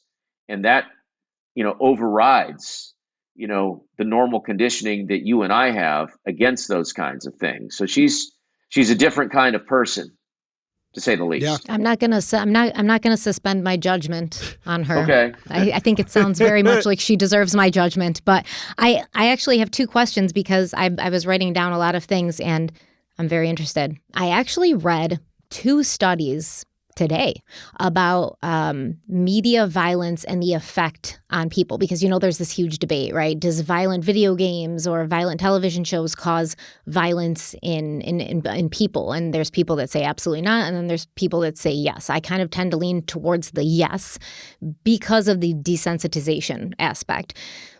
Could she have been watching, you can get anything on the internet now, and that there's that certain type of film. I'm not going to say it because we'll be immediately demonetized, but they're real films, sexually based, that end in incredible violence, aka usually death. You know what kind of films I'm talking about. Could she have been watching those and that would have a real effect on almost making it feel like this person next to me or underneath me is not a real person. This is something I've seen before, especially with the drugs.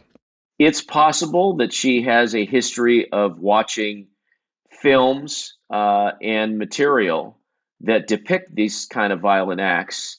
It could also just be fictional stuff that she's watching, or enactments of that kind of stuff that's out there. There's so much that's available to feed people's perversions, and so whether it was real or some sort of simulation, I would be very surprised if she wasn't immersing herself in this kind of material. But here's the point. That is not what's causing this. She already has those kinds of dark impulses and urges, and she's seeking this material out in order to fuel that. So, the answer of, does the media cause it or not? It's actually, the media is there, and it's used almost like an intoxicant for people like this to feed their urges. And what it does is it gives them other ideas sometimes, but it also, can be part of what they are, sexually stimulating themselves when they're not able to act on it with a, living victim. And we find a lot of offenders, serial sexual offenders, serial murderers that use this kind of material for stimulation. But at some point, they feel like they need to have the real thing for the ones that end up doing it. Okay, very interesting. Exactly. I was going to say, could this be an escalation when you're watching something, and then eventually you're like, okay, this is no longer doing it for me. Anymore. The dopamine's not hitting anymore. I need to up the ante. Okay. And you said something about psychopathic tendencies. And I mean, totally. I absolutely agree. We've seen this in serial killers before. They'll take people, they'll have sex with them, and then they'll kill them, or they'll kill them and then they'll have sex with them, and then they'll do whatever they need to do to get rid of the body. That's right. And this is very, very, resemblant of that. Would psychopathic tendencies not show up on a psych eval? Well, it depends. Psychopathic tendencies are picked up by a checklist called the Hare Psychopathy Checklist Revised. It's a 20-item checklist that a psychologist or psychiatrist would rate based upon their interview experience and based upon the available discovery, which might include police reports, it might include interviews with family and friends, and there's a lot of different variables that are on that.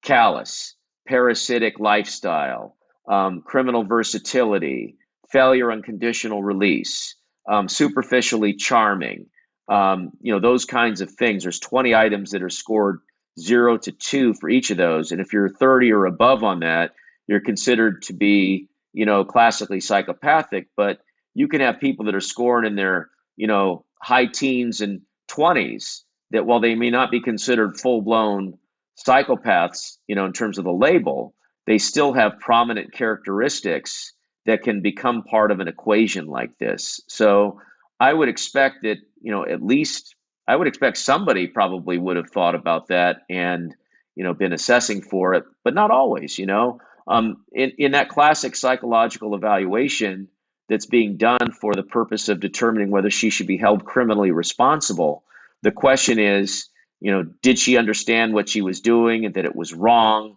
That's generally the question of a sanity evaluation. And was it because of a legitimate mental illness? A legitimate mental illness under Wisconsin law does not include, like most states, it does not include if you are voluntarily putting substances in your body.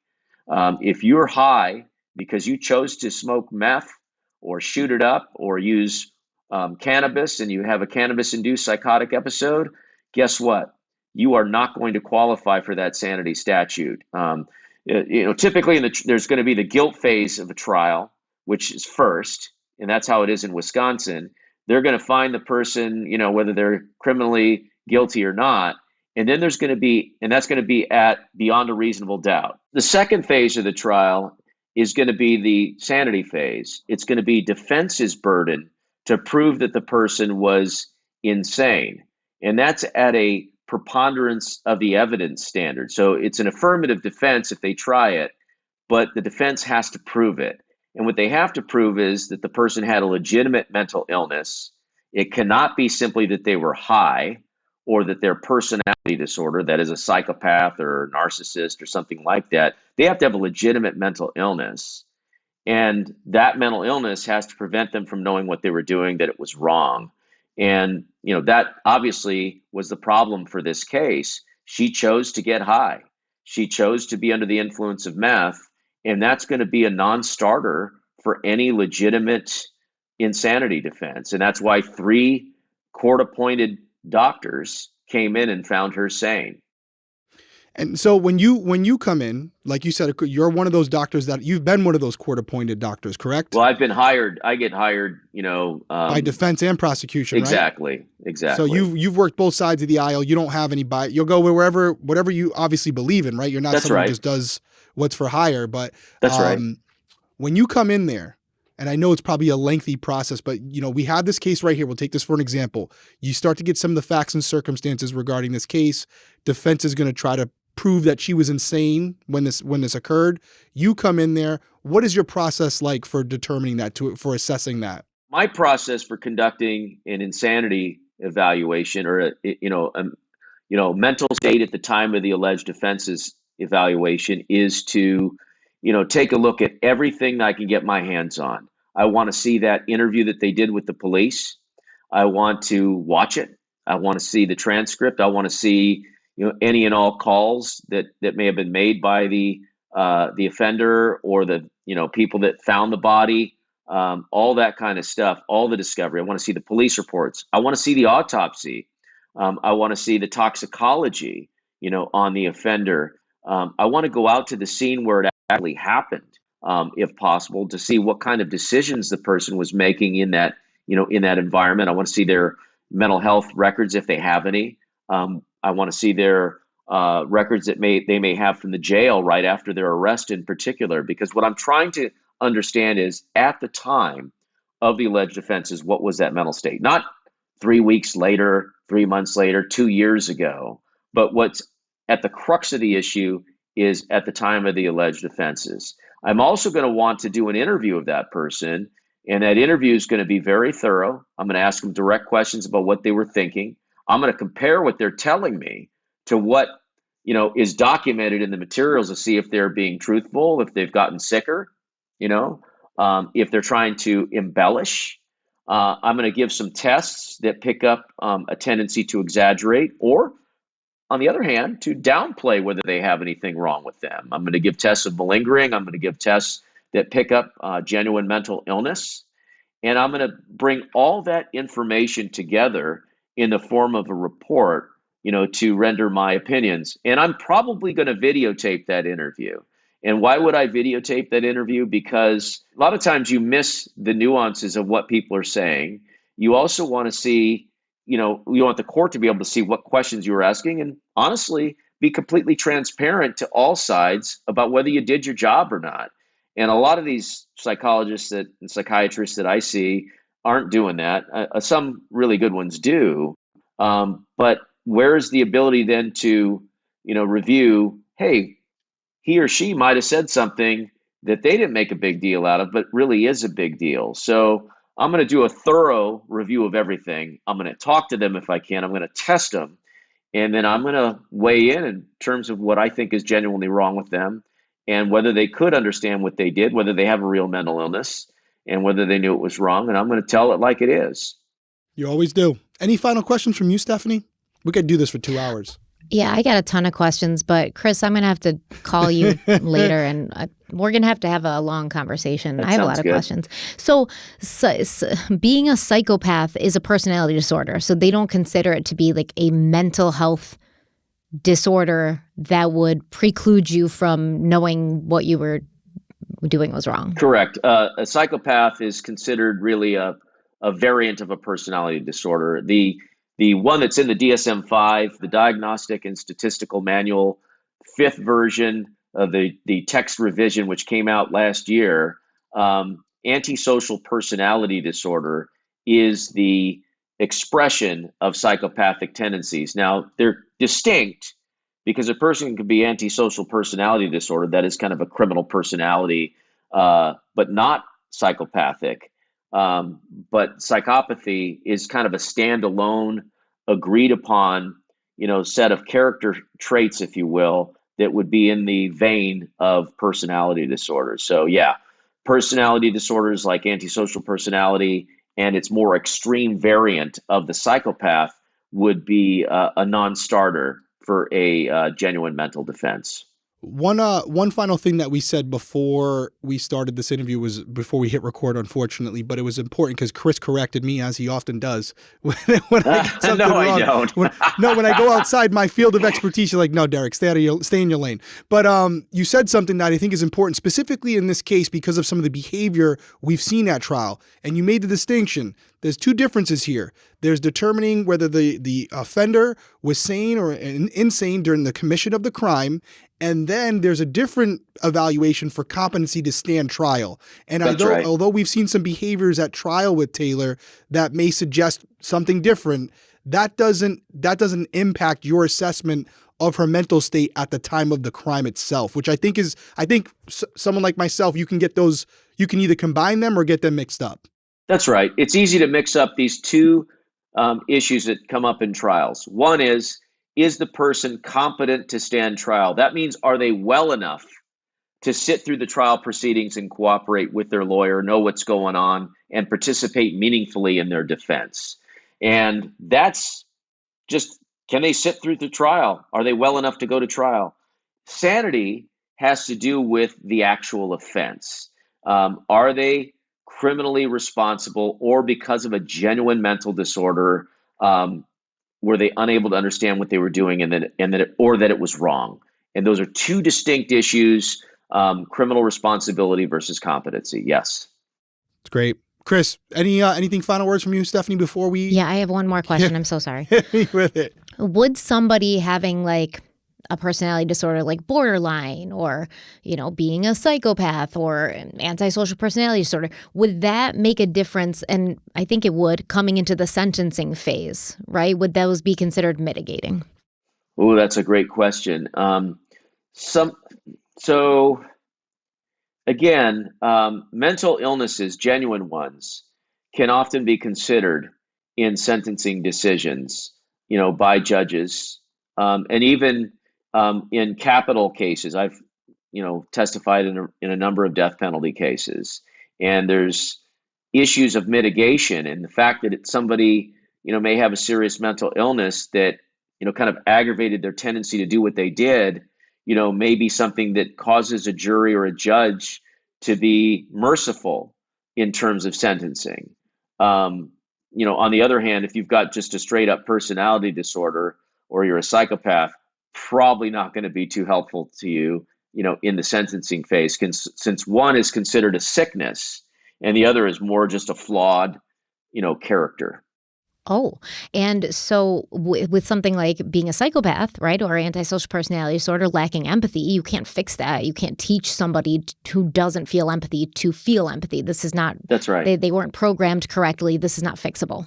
Right. So those kinds of issues, when a court is looking at, either a jury, or a judge that might be adjudicating a sentencing decision, and they're looking at, well, why would I be merciful? Well, one, the person was sick. They weren't in their right mind. Okay. They still knew what they were doing, but they weren't in their right mind.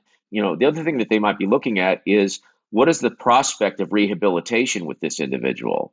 And do we need to, protect society from somebody that really can't be rehabilitated or is not interested in being rehabilitated and is just a person that, will continue to blame others or exploit others or, hurt other people. I mean, those kinds of things often do get, placed into the, into the decision-making process when it comes to sentencing. And those would be considered then exacerbating factors. So there's aggravating and mitigating factors. Aggravating, exacerbating factors in it. And being a psychopath or antisocial personality, could in a number of cases actually be considered an aggravating factor. Perfect. Well, thank you so much. Chris, thank you. You're the man. Guys, everybody, like I said before, if you haven't checked it out, go check out Dr. Chris Mohanty's book, Evil Thoughts, Wicked Deeds. It's an excellent book. I don't know if you guys have picked on it by now, but Chris is a wealth of knowledge. Anywhere, Chris, I know you're on TV all the time, but anywhere people can find you, or just kind of stay tuned to the true crime channels, and they're probably going to see you pop up. I see you all the time, even when I don't want to. Follow me on X, formerly Twitter, and Instagram, and what's your IG? I pop up here and there. At Dr. Chris Mohanty, super hard. And what is it on X? At Dr. Chris Mohanty. You're one of the lucky ones. And the reason I'm on X is because of you, Derek. You got me onto X back in the day. Can we not call Twitter. it X? I know. Listen, I don't Twitter. like it either. It's not great. It's not great. Well, listen, we appreciate your time. Thank you for sharing your insight. We're gonna have to have you back on when we have another one of these crazy cases. He should be our resident psychiatrist. Like anytime we have, he'll start invoicing really? us. He's very expensive. I'd love doing it. Count me in. We'll talk soon, Chris. Take care, brother. Be safe. Thanks, guys. Thank Take care, you. Stephanie. Bye, Derek. Thank you. Bye. Bye.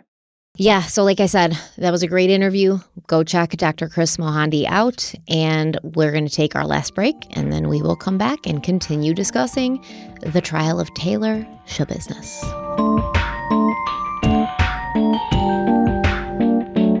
Most of you have probably heard us sing the praises of Prose and their truly custom made-to-order hair care. Now, switching to a custom routine from Prose was honestly one of the best things that I've done for my hair, and the results that I'm seeing just keep getting better and better. So I've been using Prose, feels like almost a year now, and I've noticed that my hair is growing a lot faster. It's a lot thicker, but it is also more manageable. I used to have issues with having good hair days one day and then bad hair days the next, and I never knew to expect. But with Prose, my hair is shinier, smoother, just easier to handle, and I'm having far more good hair days than I was before. I really have been loving their custom hair oil. I put it on after I blow dry my hair. It immediately smooths everything out, and I love their custom deep conditioner. I use both of these things every time I wash my hair. So they're honestly working out great. They smell great. They feel light, but also moisturizing, because Prose knows that there's more to you than just your hair type. Prose has given over 1 million consultations with their in-depth hair quiz. That's how I got started, and that's how you'll get started. And they ask, a bunch of different questions. Some you would expect, some you wouldn't expect. They ask you about your zip code because they want to know, where do you live? Do you live in a humid climate? Do you live in a dry climate? They ask you about how often you dye your hair, what color you dye your hair, your eating habits, things like that. By analyzing over 85 personal factors, Prose handpicks clean, sustainably sourced ingredients that get you closer to your hair goals with every wash. And one of my favorite features is Prose's review and refine tool. And this is going to let me tweak my formula for any reason.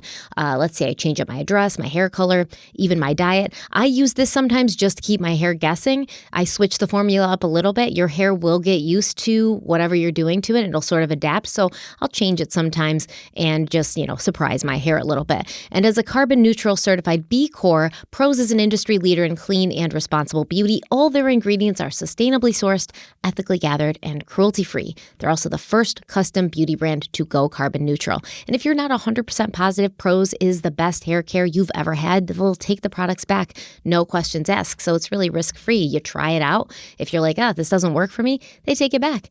Easy as that. Really, really easy. So we love Prose here. Derek's going to tell you how you can check it out for yourself. Custom made-to-order hair care from Prose has your name all over it. Take your free in-depth hair consultation and get 15% off your first order today. Just go to prose.com/crimeweekly. That's prose.com/crimeweekly for your free in-depth hair consultation and 15% off.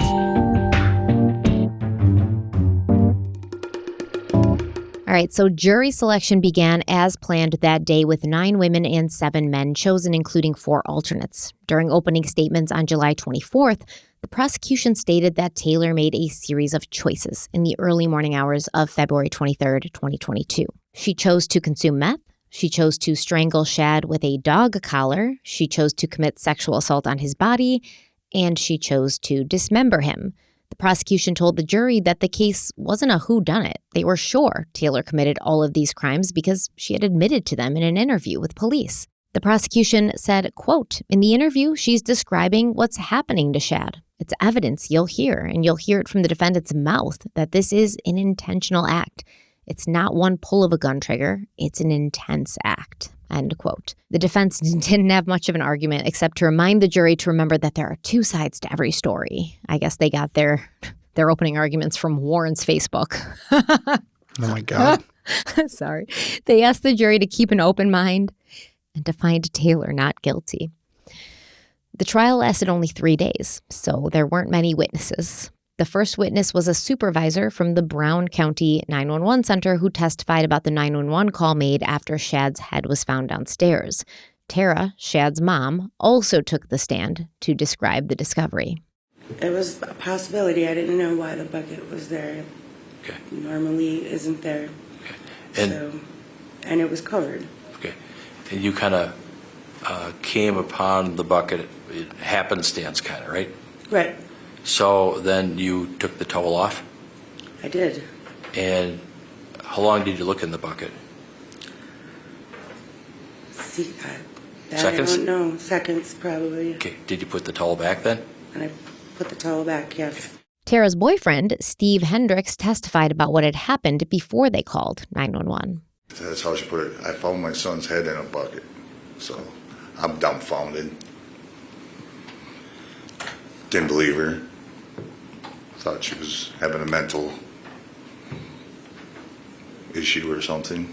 Go downstairs and see what the hell she's talking about. And I can't see anything, so we go back upstairs and contemplate what the heck to do. I guess what do you do specifically when you go downstairs? I went to the basement and observed a bucket that she said, but I don't know, my mind blocked it out. About all I seen was like hair, like an animal or something. I didn't know what the heck. The prosecution played body cam footage from Officer Alex Wanish, the responding officer who first located Shad's head in the basement. ABC2 printed that Taylor seemed interested in Wanish's body cam video while it was being shown. Interested because she's enjoying the sight of her crime that she committed. She's like, I've never seen it from this perspective. I wish I'd taken more time to really take all of this in, but I was so busy cutting up a body and trying to get the body parts out of there. I really couldn't just appreciate my work. That's funny. I think she's right up there with some of the most prolific serial killers that we know about, honestly. As far as their mental, their mind state? Yeah, like she seems very, like we had talked about with Dr. Chris, not at all empathetic, not empathetic to Shad, and not caring about what she had done.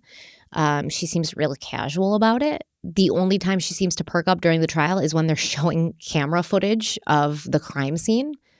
Like Dr. Mahandi said, she was able to become sexually aroused after the horrific thing that she did. After taking someone's life, she was able to be sexually aroused after that. And he said this is very uncommon in women. Very uncommon. I'm going to throw something out to you here. All right. And it's a shot in the dark. It doesn't, I have nothing, no basis for it. Take your But shot, you mentioned, shoot we talked about it in Dr. Mohandi's interview, how someone who's never shown a history of this before could do something like this. Mm-hmm. You mentioned the phrase serial killer. Mm-hmm. We've also seen historically, in many cases, there's an evolution or an escalation with serial killers where their first murder, it might be more, I hate to use this word, but traditional. And then as they get comfortable, they start to really dive into their fantasies. In what world, is it possible that maybe this wasn't Taylor's first victim? Absolutely. Just throwing it out there. Mm-hmm. She's around people who are drug users and maybe not missed by many. Mm-hmm. Are there any unsolved murders out there that maybe Taylor had done something like this before? And maybe this wasn't her first time disposing of a body like this. Maybe this was the first time she's gotten to this point, but in the past she's committed crimes where it wasn't as graphic, but over time with this escalation and this sexual gratification that comes from it, could she have done this before? Who are we to say she hadn't? Just because she hadn't been caught doesn't mean she didn't do it. Just throwing it out there. I really didn't. I said that to Dr. Chris before we started recording because he was talking about, her criminal history, and we don't know what kind of things she's done with sexual partners before. And I was thinking, and I said it, like, we don't even know if she's committed violent crimes before and just not gotten caught. Exactly. Yeah. Yeah. So, I mean, hey, listen, not completely out of the realm of possibilities where maybe Shad wasn't her first victim and the behavior displayed afterwards was the end of a history of doing things like this. Who knows? You would think that she would have been apprehended, but depending on who she was hanging out with and where they were hanging out, you know, it could be a homeless person, someone like that who's not. I was thinking the same thing, dude. Yeah. Yes. So just something to think about. Yes. And especially when you make a comment like that, where you think she's up there with some of the top serial killers as far as her mind state and what she's able to do and how she's able to separate emotion from action and how she's able to desensitize herself to these types of situations where she's not throwing up and she's not passing out like a normal person would. It makes you wonder, was that because she's just a complete psychopath, or was it because this isn't her first rodeo? She's done this before. Or both. Or both. This actually reminds me of a case I read about a few months back, and I can't even remember where it was or what her name was, but it was a young woman, and she basically lured, I believe, 2 or 3 homeless men into the woods and murdered them during sex. And then when she got caught, they were like, "Why'd you do that?" And she was like, "Because I wanted to. I wanted to know what it felt like, and I liked it, so I did it again." Dangerous people out there. Yeah. This might not have been her first crime like this. This might not have been her first murder at all. Maybe she's meeting people on like dating apps or something. Like, you don't know. I wonder if police, we wouldn't know it, but are police looking at that? I would hope that they are. For unsolved murders in the area that may fit a similar MO. I'm going to look for it now. Or was she around someone who was doing things like this that she was emulating? Who knows? Maybe Warren was her partner in crime before he went to prison, man. I'm saying it could be anywhere. And that's why he's standing by her like this. Yeah, in that circle of people, because it does seem really crazy that she would go from 0 to 100. 0 to 100. Like, this is the epitome of 0 to 100. Yeah. Or was there a middle? Was there a couple along the way? Who knows? We're throwing it out there. Again, I started by saying no basis for it, but wouldn't be the furthest. It wouldn't be the craziest thing. It would not. It would absolutely not be the craziest thing. And I'm thinking of, like, you know, these couples in the past that have committed these crimes together, right?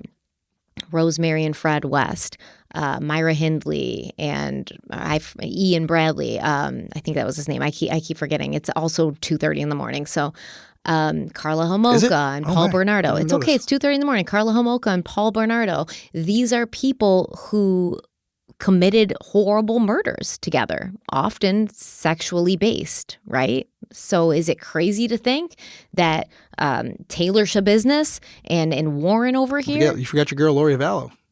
Chad Daybell. Yeah, but they didn't really do this together, and there was no sexually, like, well, according to Lori, motive. she was never there for any of them, you know? Yeah, I guarantee you she wasn't, because that bitch don't like to get her hands dirty. Even the ex-wife? No, definitely not for the ex-wife. You know what I'm talking about? Okay, we're going off, like you said, 2:30 in the morning, but... Yeah, but I'm saying, like, these are couples that I've named off who have committed murders together, sexually motivated, horrific murders, and it's not crazy to think that there would be another couple like that. It's just not crazy to think that. Nope, I especially agree. with meth involved. No, as soon as you said that statement, you know, this puts her up there. I'm like, well, I know we're talking about one, but could have had the same situation where you only find one for Rex Heuermann. Doesn't mean that was the only one he committed. For real. You know? So you just never know. So the jury also watched a video of Taylor's arrest and a little over an hour's worth of clips from her police interviews, during which she confessed to Shad's murder. The clips focused a lot on Taylor's statements about the dismemberment process. So you started on the head, right? Yeah, and then I don't know where I went from there. I just want to. Did you cut it, or did you remove his arms? Okay, can you show me where you would cut on the arms? Right there. Right at the elbows. Was this part of the arm left on? You gotta go in that blue bed. Okay, look. Yeah. But you know that you cut off at the elbows? Yeah. Okay, you cut both arms off at the elbows? I would hope so. Because, like, I was saying that dismemberment process I did was, like, really messed up because, like, I was nodding out. And then I was like sawing it off. Did you use just the knife? Just the knife, so, like, yeah. Did you remove any part of his, did you dismember his legs at all? What would you have done to the legs? I think there's one leg that's actually intact. Okay. And then, maybe. Where is it? I have no idea. And where was his body located when you did this dismembering? Was it in one spot? Yeah. It was all in the same spot. And where's that again? Blue tub. So the body was in the blue tub as you were cutting it up? That's the weird thing, like, cause when it started happening, like, I started, like, nodding out. Okay. And then I was going crazy on the limbs, like, even while I was sleeping, and then it looked messed up, and I didn't like it. Okay. But you believe the blue tub, that big tub, like, probably, I'm thinking it's the way you're describing it's only, like, Tupperware tubs about like this size, kind of that 2 cubic 1 foot one, and that's where most of the blood is, along with like a bunch of his organs. The organs are everywhere too. His organs are everywhere? Yeah. Did you like hide organs in the house? Oh, they're in plastic bags. They're in plastic bags. In the tub? In backpacks. In the backpacks? In the backpacks, and then in the... Did you remove all organs? Like his intestines and everything, or? Yeah. Where are the intestines? Do you remember? They're gonna be in a plastic bag. They're all in plastic bags too. They're gonna be in a plastic So that bag. blue tub is almost just all blood, is what you, I thought you were saying. It should be like only like this much. Alright. Dr. Vincent Tranchita of the medical examiner's office testified that Shad died from strangulation, likely from the dog collar, and that Shad had several different drugs, including cocaine, meth, and marijuana in his system at the time of his death, but none were the cause of his death. Dr. Tranchita said that after Shad was strangled, his body had been eviscerated and the organs were removed. Petra Schwab, also from the medical examiner's office, took the stand and told the jury that she'd seen mutilation before, but nothing to this extent. Next, the prosecution asked a detective to share information about what they had found when searching Taylor's phone, specifically the internet searches she made leading up to Shad's murder.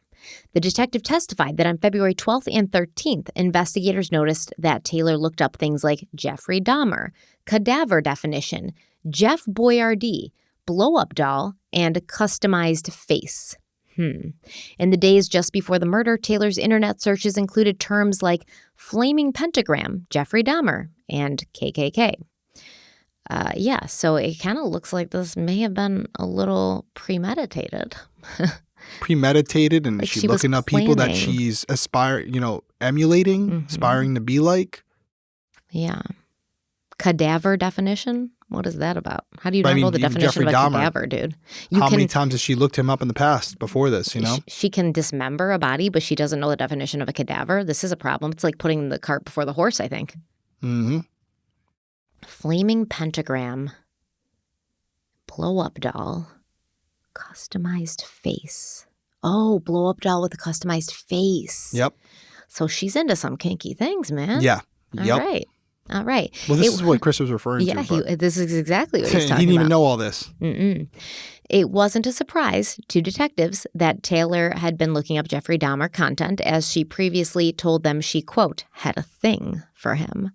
This detective further testified that dating back to December 2021, there were many other searches related to Dahmer, totaling 24 in all. Some of these searches included phrases like Jeffrey Dahmer's butt and Jeffrey Dahmer walking into court all sexy. Additionally, Taylor had saved 12 or more photos of Dahmer.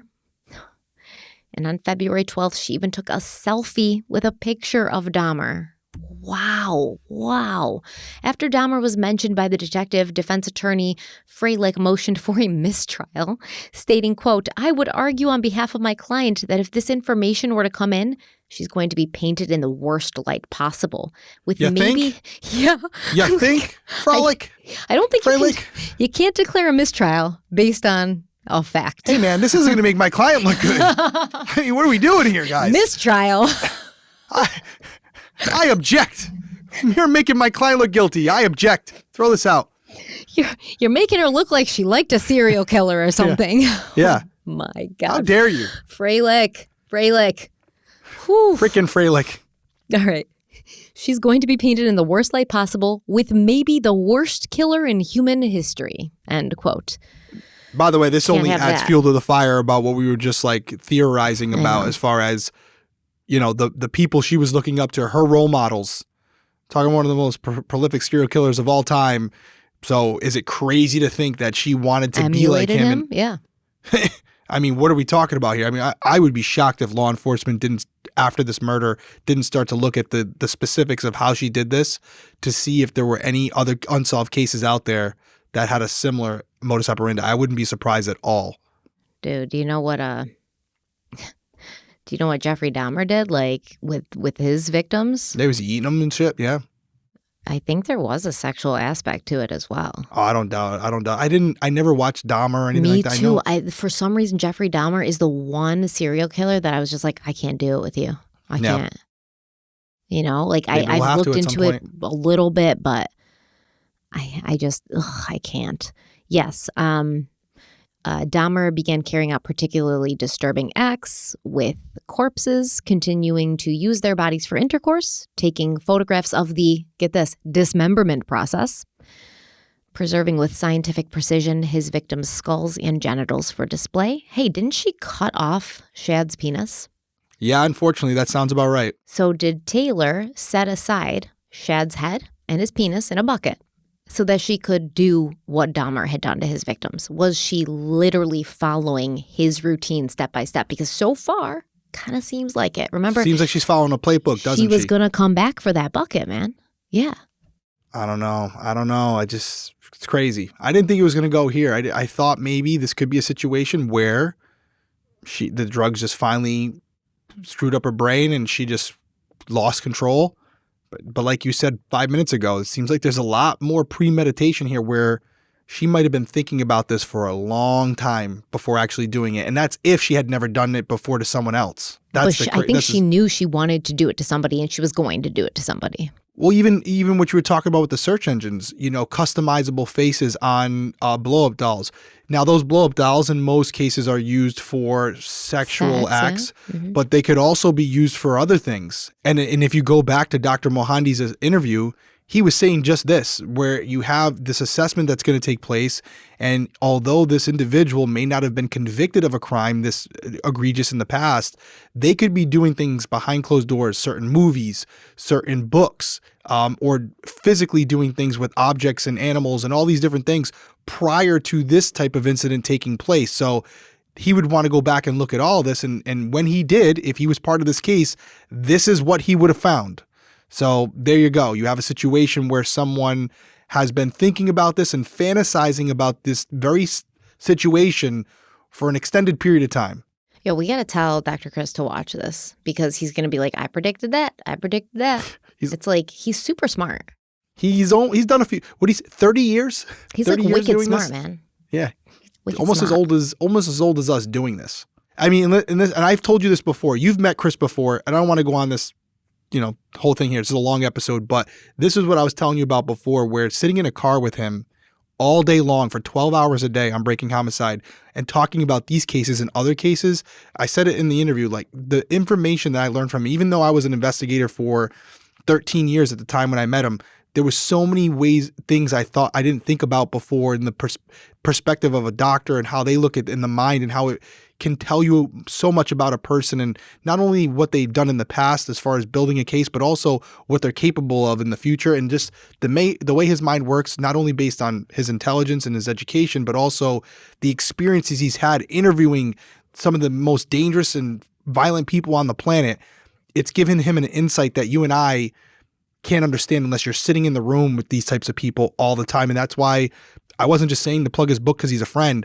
He talks about these very interviews in his book, and it gives you such an insight into it. Yeah, I mean, just from the, we were on, I wanted to keep asking questions, but I knew you were like, we need to get going because I've seen the episode going from 3 hours to 4 hours. But but I couldn't, like, I had more we're questions. We're going to have him back. I had more questions. Well, we're going to have him back. I'm going to call sure. him myself and just be like, all right. She's like, I want his number. I'm like, I got you. Well, he said, give her my number. Well, you said, Derek, I need his number. And Chris said, give me your number. But maybe he's like, and then he actually texted me on the side and said, don't give her my number. And then I said, you're mine now. You don't even know what you just did. Yep. Because psychology. I said, be careful what you wish for, Chris. Psychology, man, I could talk about it for hours. Yep, he's good. Okay, so Taylor's lawyer is like, we cannot have Taylor be affiliated with Jeffrey Dahmer. That's going to make her look bad. Mistrial, right? The prosecution fought back, arguing, rightly so, quote, her interest in Jeffrey Dahmer is relevant to this case. She, I assume, is going to argue she didn't intend to do this, or is certainly going to argue in the second phase of the trial that she had some sort of mental illness that caused her to do this. The state's position is that she did this because she wanted to do this, end quote. Also, that is Stephanie Harlow's position. For sure. Yeah. Derek Levasseurs as well. Mm-hmm. And Dr. Chris Mahandi, too. So I think we're in good company. Yep. Now, the judge denied the motion for a mistrial, obviously, and things moved on. A DNA analyst testified that the dildo found at the crime scene, which Taylor admitted to using on Shad, could not definitively be linked to Shad's DNA. This was one of the few pieces of evidence that somewhat benefited the defense. After the prosecution was done putting witnesses on the stand, the defense said they weren't calling any witnesses, and Taylor wasn't going to testify. Probably a good idea. While the jury could not judge her based on that fact, they certainly could judge her on the fact that she often displayed inappropriate behavior, including laughter, smirking, and glaring in the courtroom. For instance, when the prosecution discussed displaying a photo of Shad's severed head during an autopsy, Taylor could be seen laughing as the judge said he would allow this picture to be shown. On another occasion, she was caught on camera making a finger gun gesture towards Judge Walsh. Furthermore, during the testimony of Taylor's friend AJ, who had been with Taylor and Shad shortly before the murder, AJ mentioned they had been, quote, chilling, chopping it up, end quote, meaning they were simply hanging out.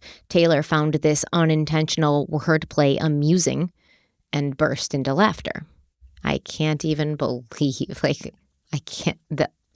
I can't even believe her. Next up were the closing arguments. The prosecution told the jury, quote, this isn't an accident. If it's an accident, you're not going forward. You're not seeing this result. You're calling for help. You're certainly not after the fact after you finally finish then cutting up his body, right? You have all the evidence in this case, and it points to intent, end quote. The defense said his client was innocent, saying, quote, the facts here are very complicated, confusing, unclear. 2 different locations. No eyewitnesses. It's foggy. It's cloudy. It's hard to imagine, almost impossible to try and figure out what did and didn't happen, end quote. It's pretty clear what happened. Literally, the prosecution has said what Taylor confessed to the police is exactly what law enforcement on the scene found the crime scene to show. Yep. We know what happened here because she confessed to it. It's not foggy, confusing. Yeah, and even like the idea of like, oh, she blacked out during this or whatever. She's able to be at the interview room and describe what she did, and it lines up perfectly with the forensic evidence at the scene. That just shows like she was clearly conscious and aware of what she was doing when she was doing it, and was taking note of what she was doing for her to be able to go back and describe it all to investigators or interrogators at the police station, and then obviously have that line up with all the forensics at the crime scene. During her police interview, she literally was like, yeah, I was so like turned on. I was sucking and cutting at the same time. Yeah. Or sucking and slicing at the same time. Like, come on, man. Yeah. And some of those phrasing, not that it passes anything, maybe it's still because she's coming down from whatever she's on, but still, be able to remember everything in such detail and to describe those emotions. In such glorious detail, right? Yep. Some might say, like, you're reliving it and enjoying that. Yep, absolutely. And that's the thing, right? Like, a normal person wouldn't go into that much detail because they'd be like, I'm not trying to incriminate myself. But Taylor almost, like, wants to. She wants to share with people what she's done. Because she wanted them to know. She's super like impressed with herself. Like she enjoyed it so much. It brought her so much dopamine and so much pleasure. She's like, I want to talk about it again because it's going to let me relive it. It's going to bring me more pleasure and give me another hit of that dopamine by talking about it to somebody. Somebody else did that. Do you remember who else did stuff like that? Who was when they talked about their victims? A lot of people, man. Who are you talking about? Anyone in particular? Derek Levasseur. I've never done something like this. I was going to say Jeffrey Dahmer, but Jeffrey Dahmer certainly loved to talk about it. You get what I'm saying? Yeah. So again, going back to that, her role model, someone she looked up to. So we're just making connections here. She probably called him Daddy Dahmer. Oh, God. I can't believe you said Derek Labasser. I know it's late. I know, it is late. I couldn't come up with anything else. Yeah. On July 26, after deliberating for only 45 minutes, 30 minutes of those probably the jury was like, we just got to stay in here a little bit longer and make it seem like we're thinking more. They're playing like games of tic-tac-toe. They're playing games of hangman. They're just trying to pass the time at this point. After only 45 minutes, the jury found Taylor Schabusiness guilty of first-degree intentional homicide, mutilating a corpse, and third-degree sexual assaults. There you go. And that's just what we said earlier in the episode where I said it was so important was to determine, was she sane, was she insane, and then also was she competent to stand trial, because that was the whole case hinged on that. And I think the defense knew that from day one, where if they lost that battle, they lost the war. And as soon as they lost that, they knew this would be the outcome based on the specifics, based of her ability to basically go back and tell the investigators exactly what happened. They knew that this would be the outcome. So yeah, it lines up with what now we know why the defense tried so hard. But listen, it's not necessarily over, right? Because there's the second phase of Taylor's trial. The sentencing? The jury has to decide now between a sentence of a psychiatric hospital or a prison. Yep. And that happened the following day. So after the jury was like guilty, next is the second phase, and we got to figure out her sentence. So the defense, who had the burden of proof, argued that Taylor's past mental health struggles and drug use influenced her actions on February 23rd, 2022. Taylor's lawyer claimed that her serious mental condition made it difficult for her to distinguish right from wrong and to control her behavior during the offense. The prosecution acknowledged the disturbing nature of Taylor's actions, but argued it did not indicate a mental defect, stating, quote, "What Ms. Schabusiness did to Shad is disturbing. It's conduct we don't see often. It's conduct that you may hear about and think, my gosh, that person must not have been in their right mind when that happened." Which is exactly what I said, right? I'm not going to sit here and try to convince you otherwise, but you've already carefully listened to the evidence and followed the law that the judge gave you, and you'll do so going forward as well, because you will be told what a mental disease or defect is and what it is not. A mental disease is not antisocial conduct. It's not conduct brought about by the use of a controlled substance, a temporary mental state caused by a controlled substance. A person is not mentally ill just because they commit something that's unnatural, that's so enormous, that is just beyond comprehension, right? You'll be instructed that those are not mental diseases or defects. So as disturbing as the conduct you already heard about is, and may be, that's not where the analysis ends, end quote. Great little sentence there, or whatever, little statement there. I like it. Yeah, it's a little opening statement. I have to tell you, before listening to that, which he totally flipped me, but I was thinking in my head, I'm like, oh, I'm about to say something and Stephanie's going to be all over me. But I was going to say, obviously, as horrific as it is, what she did, you've said numerous times, like, how could anybody do that and actually not pass out from it? And you would think that would the explanation would be that they're not of sound mind. Yeah. And so if before you read that statement, again, because definitions are important here, right? That you have to go by the definitions of the law, not how you personally feel. Right. If you had told me, or you do tell me, that she went to a mental hospital, I feel bad for the family, but I would see where that could come from because of what she did and how horrific it was, and how even when you watch the video of her being apprehended out as she comes out of the apartment, there's just like no emotion at all. It's just like, hey, she like puts her hands behind her back and she's calm, cool, collected. So I could see a world where that happened, where it's like this person is... No, because like Dr. Chris Mohandi said, that's like psychopathic tendencies. That's a lack of empathy. That's a personality disorder, not a mental disease or defect. Putting her in a psychiatric hospital will not help her or fix her. You can't make somebody have empathy when they do not. Yep. You can't fix somebody who's broken. Unfixable? Yeah, broken. And that's where this whole opening statement ties in, right? Because before it, as I'm thinking that, you're reading this, and I'm thinking, yeah, that's kind of true. And by definition, what she's displaying would not qualify as a mental defect. And if that's true and it doesn't qualify, well, then you wouldn't put her in a mental hospital. Okay, now I'm convinced. Good opening statement. Let's move on. Yeah, let's see what happens, man. Yeah. After opening statements, the first defense witness called to testify was Taylor's father, Arturo Coronado, who had recently been sentenced to 12 years in prison for raping a 13-year-old child related to his then wife. So, yeah, this group of people, man. Family tree, man. Yeah.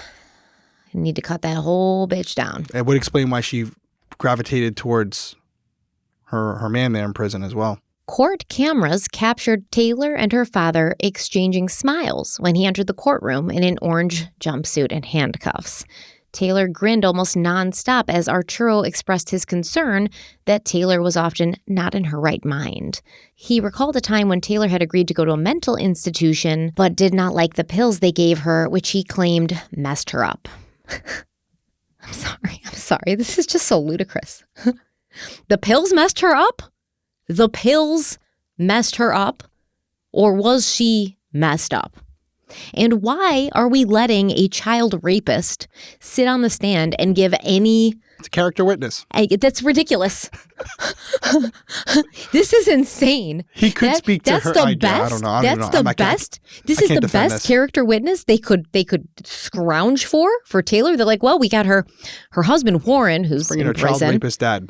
Or her child rapist father, who's in prison. Yeah, I'm sure the jury loved that. Which one do we put on the stand? This is bananas. The pills messed her up, Arturo. The pills. Arturo also mentioned that Taylor had been on a positive path until she got with her husband and started doing hard drugs, which is funny because that's not what we heard about her, right? We heard that she, since the death of her mother especially, she had been on a really bad path. That she'd been on antipsychotics, antidepressant medication, Adderall, all of these until she was 18, and then she stopped because the pills made her feel like a zombie. And then she started injecting meth 9 times a day and drinking alcohol and smoking weed and doing cocaine and ecstasy. What is this good path you refer to, Arturo? Where was the path? What are you talking about? I mean, I guess for Arturo, who raped a 13-year-old girl, maybe that would seem like a good path. I can't do it. And it makes me wonder, did her father sexually assault Taylor? Oh, I wouldn't doubt that one bit. Why wouldn't she use that? I wonder because maybe she still has a good relationship with him. A Stockholm Syndrome kind of thing? Yeah, I think Phil, maybe. I mean, again, we're going on a limb here. Maybe he didn't, but it feels like based on what you described as he walked into the courtroom, she still looks at him in a very positive light. Something happened to this woman. Yeah. Right? Yeah. It was the pills. Yeah, the pills messed her up. That's right. Okay. The next defense witness was Dr. Diane Litton, who testified that Taylor faced difficulties in school from a young age, starting in kindergarten. Now, remember, Dr. Litton was like the only mental health professional who was like, oh, yeah, she's not good. She's not in her right mind. I've never seen anything like this. She was the only one who was that like concrete in her belief that Taylor was not fit to stand trial. Out of all of the people, she was the only one. And so, of course, the defense would call her as their witness. So Dr. Litton explained that between the ages of 7 and 14, Taylor received counseling for attention deficit, hyperactivity disorder, and depression, as do hundreds and thousands of people around the world every single day. When Taylor turned 14, she was put on antidepressant medication and spent 3 days in a mental health facility due to suicidal thoughts, delusions, hallucinations, and depression. Upon her discharge, she was diagnosed with a mood disorder without psychosis. Though she did have some paranoia, Dr. Lynn said her initial interactions with Taylor were challenging. During their first meeting, Taylor did not speak at all, even threw a chair at the doctor, and in subsequent attempts to interview her, Taylor remained nonverbal. We've heard all of this before from Dr. Lynn earlier. However, on another occasion in late June, Taylor finally started talking. Dr. Litton noted that during this meeting, Taylor had difficulty paying attention and seemed to experience hallucinations. She said she was hearing screams and a train whistle. Dr. Lynn told the jury that it's common for individuals experiencing manic states to have memory gaps, which she believed Taylor had. Dr. Lynn emphasized Taylor's facial expressions, noting that Taylor often appeared to be grinning when discussing her actions. She's been described as smirky. Smirky. She has inappropriate, grinning, weird grinning when she's talking about the crimes. People have interpreted it to be like laughing at what she did. At times, in the jail, with evaluators, with me, at times, briefly, it's very strange. Other times looking, I can mimic it, very scowly. A lot of people interpret it superficially to be grinning. Yeah, grinning it all, but getting a kick out of everything. Nah, not me. Based on my experience and training, that's a psychotic person right there. That's what's causing this really weird, bizarre. And I'm telling you, to me, it's off the scale. 32 years. I've seen a lot of psychotic people, bipolar, psychotic, manic, and I just haven't seen very many like this. Very exceptional, very exceptional. In conclusion, Dr. Linton's overall opinion was that Taylor met the criteria for the not guilty by reason of insanity plea. Of course it was. Of course it was. Dr. Matthew Seppel testified for the prosecution, expressing doubts about Taylor's bipolar diagnosis. He suggested that her symptoms might have been caused by excessive drug use and noted that after getting arrested, Taylor spent 21 days in a psychiatric hospital where her condition improved, possibly because she had abstained from drugs during that time. Dr. Seppel also raised concerns that Taylor might have pretended to experience hallucinations, noting that her statements to different mental health professionals were inconsistent, with only Dr. Linton hearing about internal stimuli. He informed the jury that a completely different doctor who evaluated Taylor believed her symptoms were greatly exaggerated and would be unusual, even for someone with genuine schizophrenia. Notably, Taylor did not testify during this phase of the trial, and after less than an hour of deliberation, the jury concluded that Taylor did not suffer from a mental illness when she killed Shad Thyrion. On September 26, 2023, Taylor Schabusiness was sentenced to life in prison without parole. No cushy mental institution for her. No mental health professionals wasting their damn time trying to fix something in someone who cannot be fixed. And it's really honestly, like I'll tell you, we've covered a lot of cases. I've covered a lot of cases on YouTube. I've seen people do terrible things. I truly believe that this woman either is a serial killer or would have become one. 100 million %. If not one, would have definitely become one. I can tell you for a fact, looking at the comments, I don't know if you checked them out yet on YouTube, but I mean, everyone in the comments was saying how graphic and horrific this case was and how even for some of them, they had to turn it off. They couldn't finish it. And I will tell you, when I was reviewing the episode, I was listening on audio and I was driving, and I said, this is going to be a tough one for some people because the detail that we went into in part one is difficult because that wasn't even like very detailed. Yeah, I mean, compared to what was out there. Right. So it's a horrific case, and I feel like they obviously got it right, and it's one of those situations where she could have been putting on a little bit of a show at trial to even get it close to where it could have been a competency thing. But obviously, thank God, the competency didn't become a huge issue where someone, a judge would have said, hey, listen, you know what? She isn't suitable to handle a trial. Let's send her off to a mental health facility, and she could be there for the next 10 years. Before I don't think they would do that. Lori Vallow was there for a couple months. She would have been there for a couple months. You can't fake it for that long. Right. Not with real mental health professionals who aren't paid by your defense team to say you're crazy. That's true. But no, this is a crazy case. I've said this before and I was wrong, but I feel pretty confident in saying, no, maybe not actually. It's actually not. Say it. I was going to say this is our longest episode ever, but I don't think it is. I don't know. I feel it's the latest we've ever recorded. It is. It is 3:00 in the morning right now. We had a lot of business to go over, and we were going over before this. We didn't start till 1 a.m. though, so actually I think we made great time. However, we did have, about 45 minutes on earlier with Chris. Which is crazy because we did it at 7:45 and it's now 3 a.m. I've been in this recording booth for like my life. Yep. It's been a long time, but no, it's close. Somebody in the comments, if you're watching on YouTube, let us know. Do you know what our longest episode is? I'm sure it's pretty easy to find, but this has got to be close because we're at 2 hours on the ticker here. And we have 30 minutes with Dr. Chris. Dr. Chris, and a bunch of videos that are going to be put in here that we referred to in here. So I'm thinking 2.5, 2 hours and 45 minutes probably. What do you think? 3 hours. 3 hours. I don't know if we've ever done a 3-hour episode. I think we have, honestly. You might be right. You might be right. We've done some long ones. And then there was a time where we were like, honestly, on a roll where we were just doing like 3 hours and 15 minutes. No way. And people were like, more. I know we were like, oh, this can be so long. People are going to be mad. And they were like, we love it. No, they love it. Yeah. This is one where it was a little bit longer because we had an interview. It's only the second guest we've ever had on Crime Weekly. The first one, do you remember who it was? Yes, it was the detective Tom. Nope, Dave Sexton. Dave Sexton, but close. But he was, Dave, Tom. Sorry to anybody named Dave or Tom, but your names are interchangeable. Dave Sexton was the only other person we've ever had on the show, and it's always good, but it does logistically for us bring some issues with the internet and 3 people on the screen and timing it and having it fit in with the script. So. Overall, I like it though. I like it. It's great. It's especially when you don't do it all the time. It's a nice change up. Any final words from you?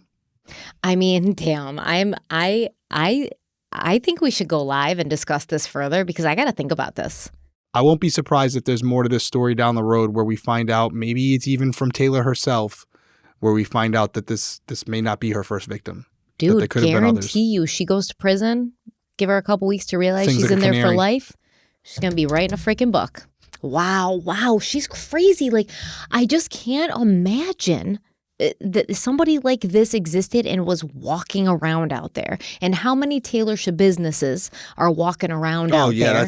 That's scary. That is a scary thing about, allegedly Rex Heuermann has been out there for 20 years doing things like this and he just walking the streets. I don't like it. He started in his 40s, he's 59 now, whatever, if he did do it.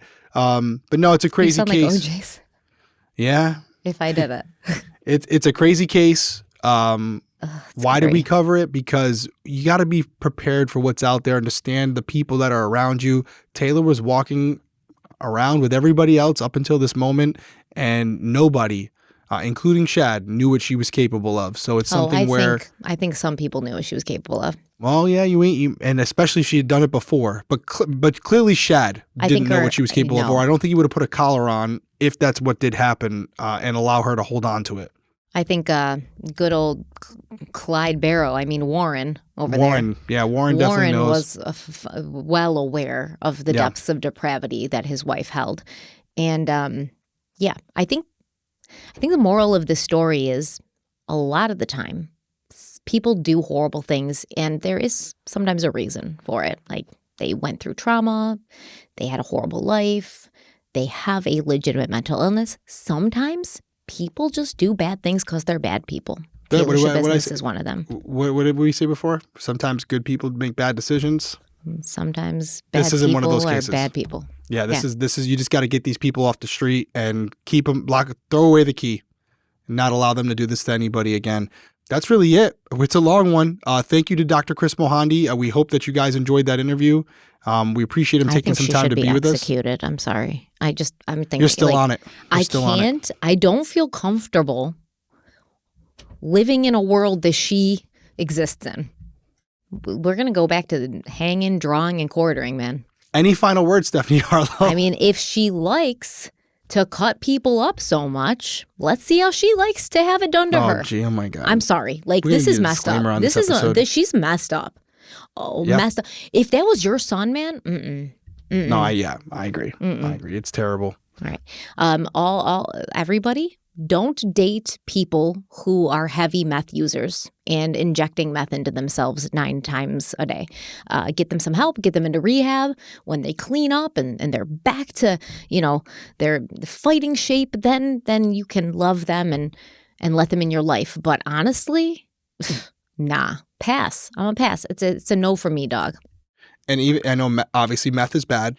I would even say that in this particular case with this particular person, I think you could make an argument that the meth enhanced what she did, but it wasn't the deciding factor. She would have done this sober. Mm-hmm. So that's something you got to consider. Like Chris Mohandi said, takes away your inhibitions, raises your ability for violence. I think she already had this in her. Yeah. Yep. I definitely know. I know she did. I know she had it in her already. So yeah. We appreciate you guys being here. This was a long one. If you made it to the end of the video, way down in the comments below, let us know what you think of the case. Let us know, what should we put there for a little emoji or something? Let's do something, because this is, people only know if they did it. Let's do a glass of wine. Because I can go for a glass of wine right now. I could go for a glass of wine. I can go for a glass of wine. Let's just do a simple glass of wine. You drink wine. That's the point. Oh, That's the point. You would just take anything right now. Right about now to go pass out. Yeah. So that's Put a really glass it. of wine. Glass of wine. If you're listening on audio, leave a rating. Let us know what you think. If you're watching on YouTube, like, comment, subscribe. We are out of here. We will be back next week with a new case. We'll talk to you soon. Can I end this episode? Anything else? Let's Final words? Let's end it. I got to think about this. All I'm right. good. Have a good night, Thank you, everyone. guys. Be safe out there. Bye.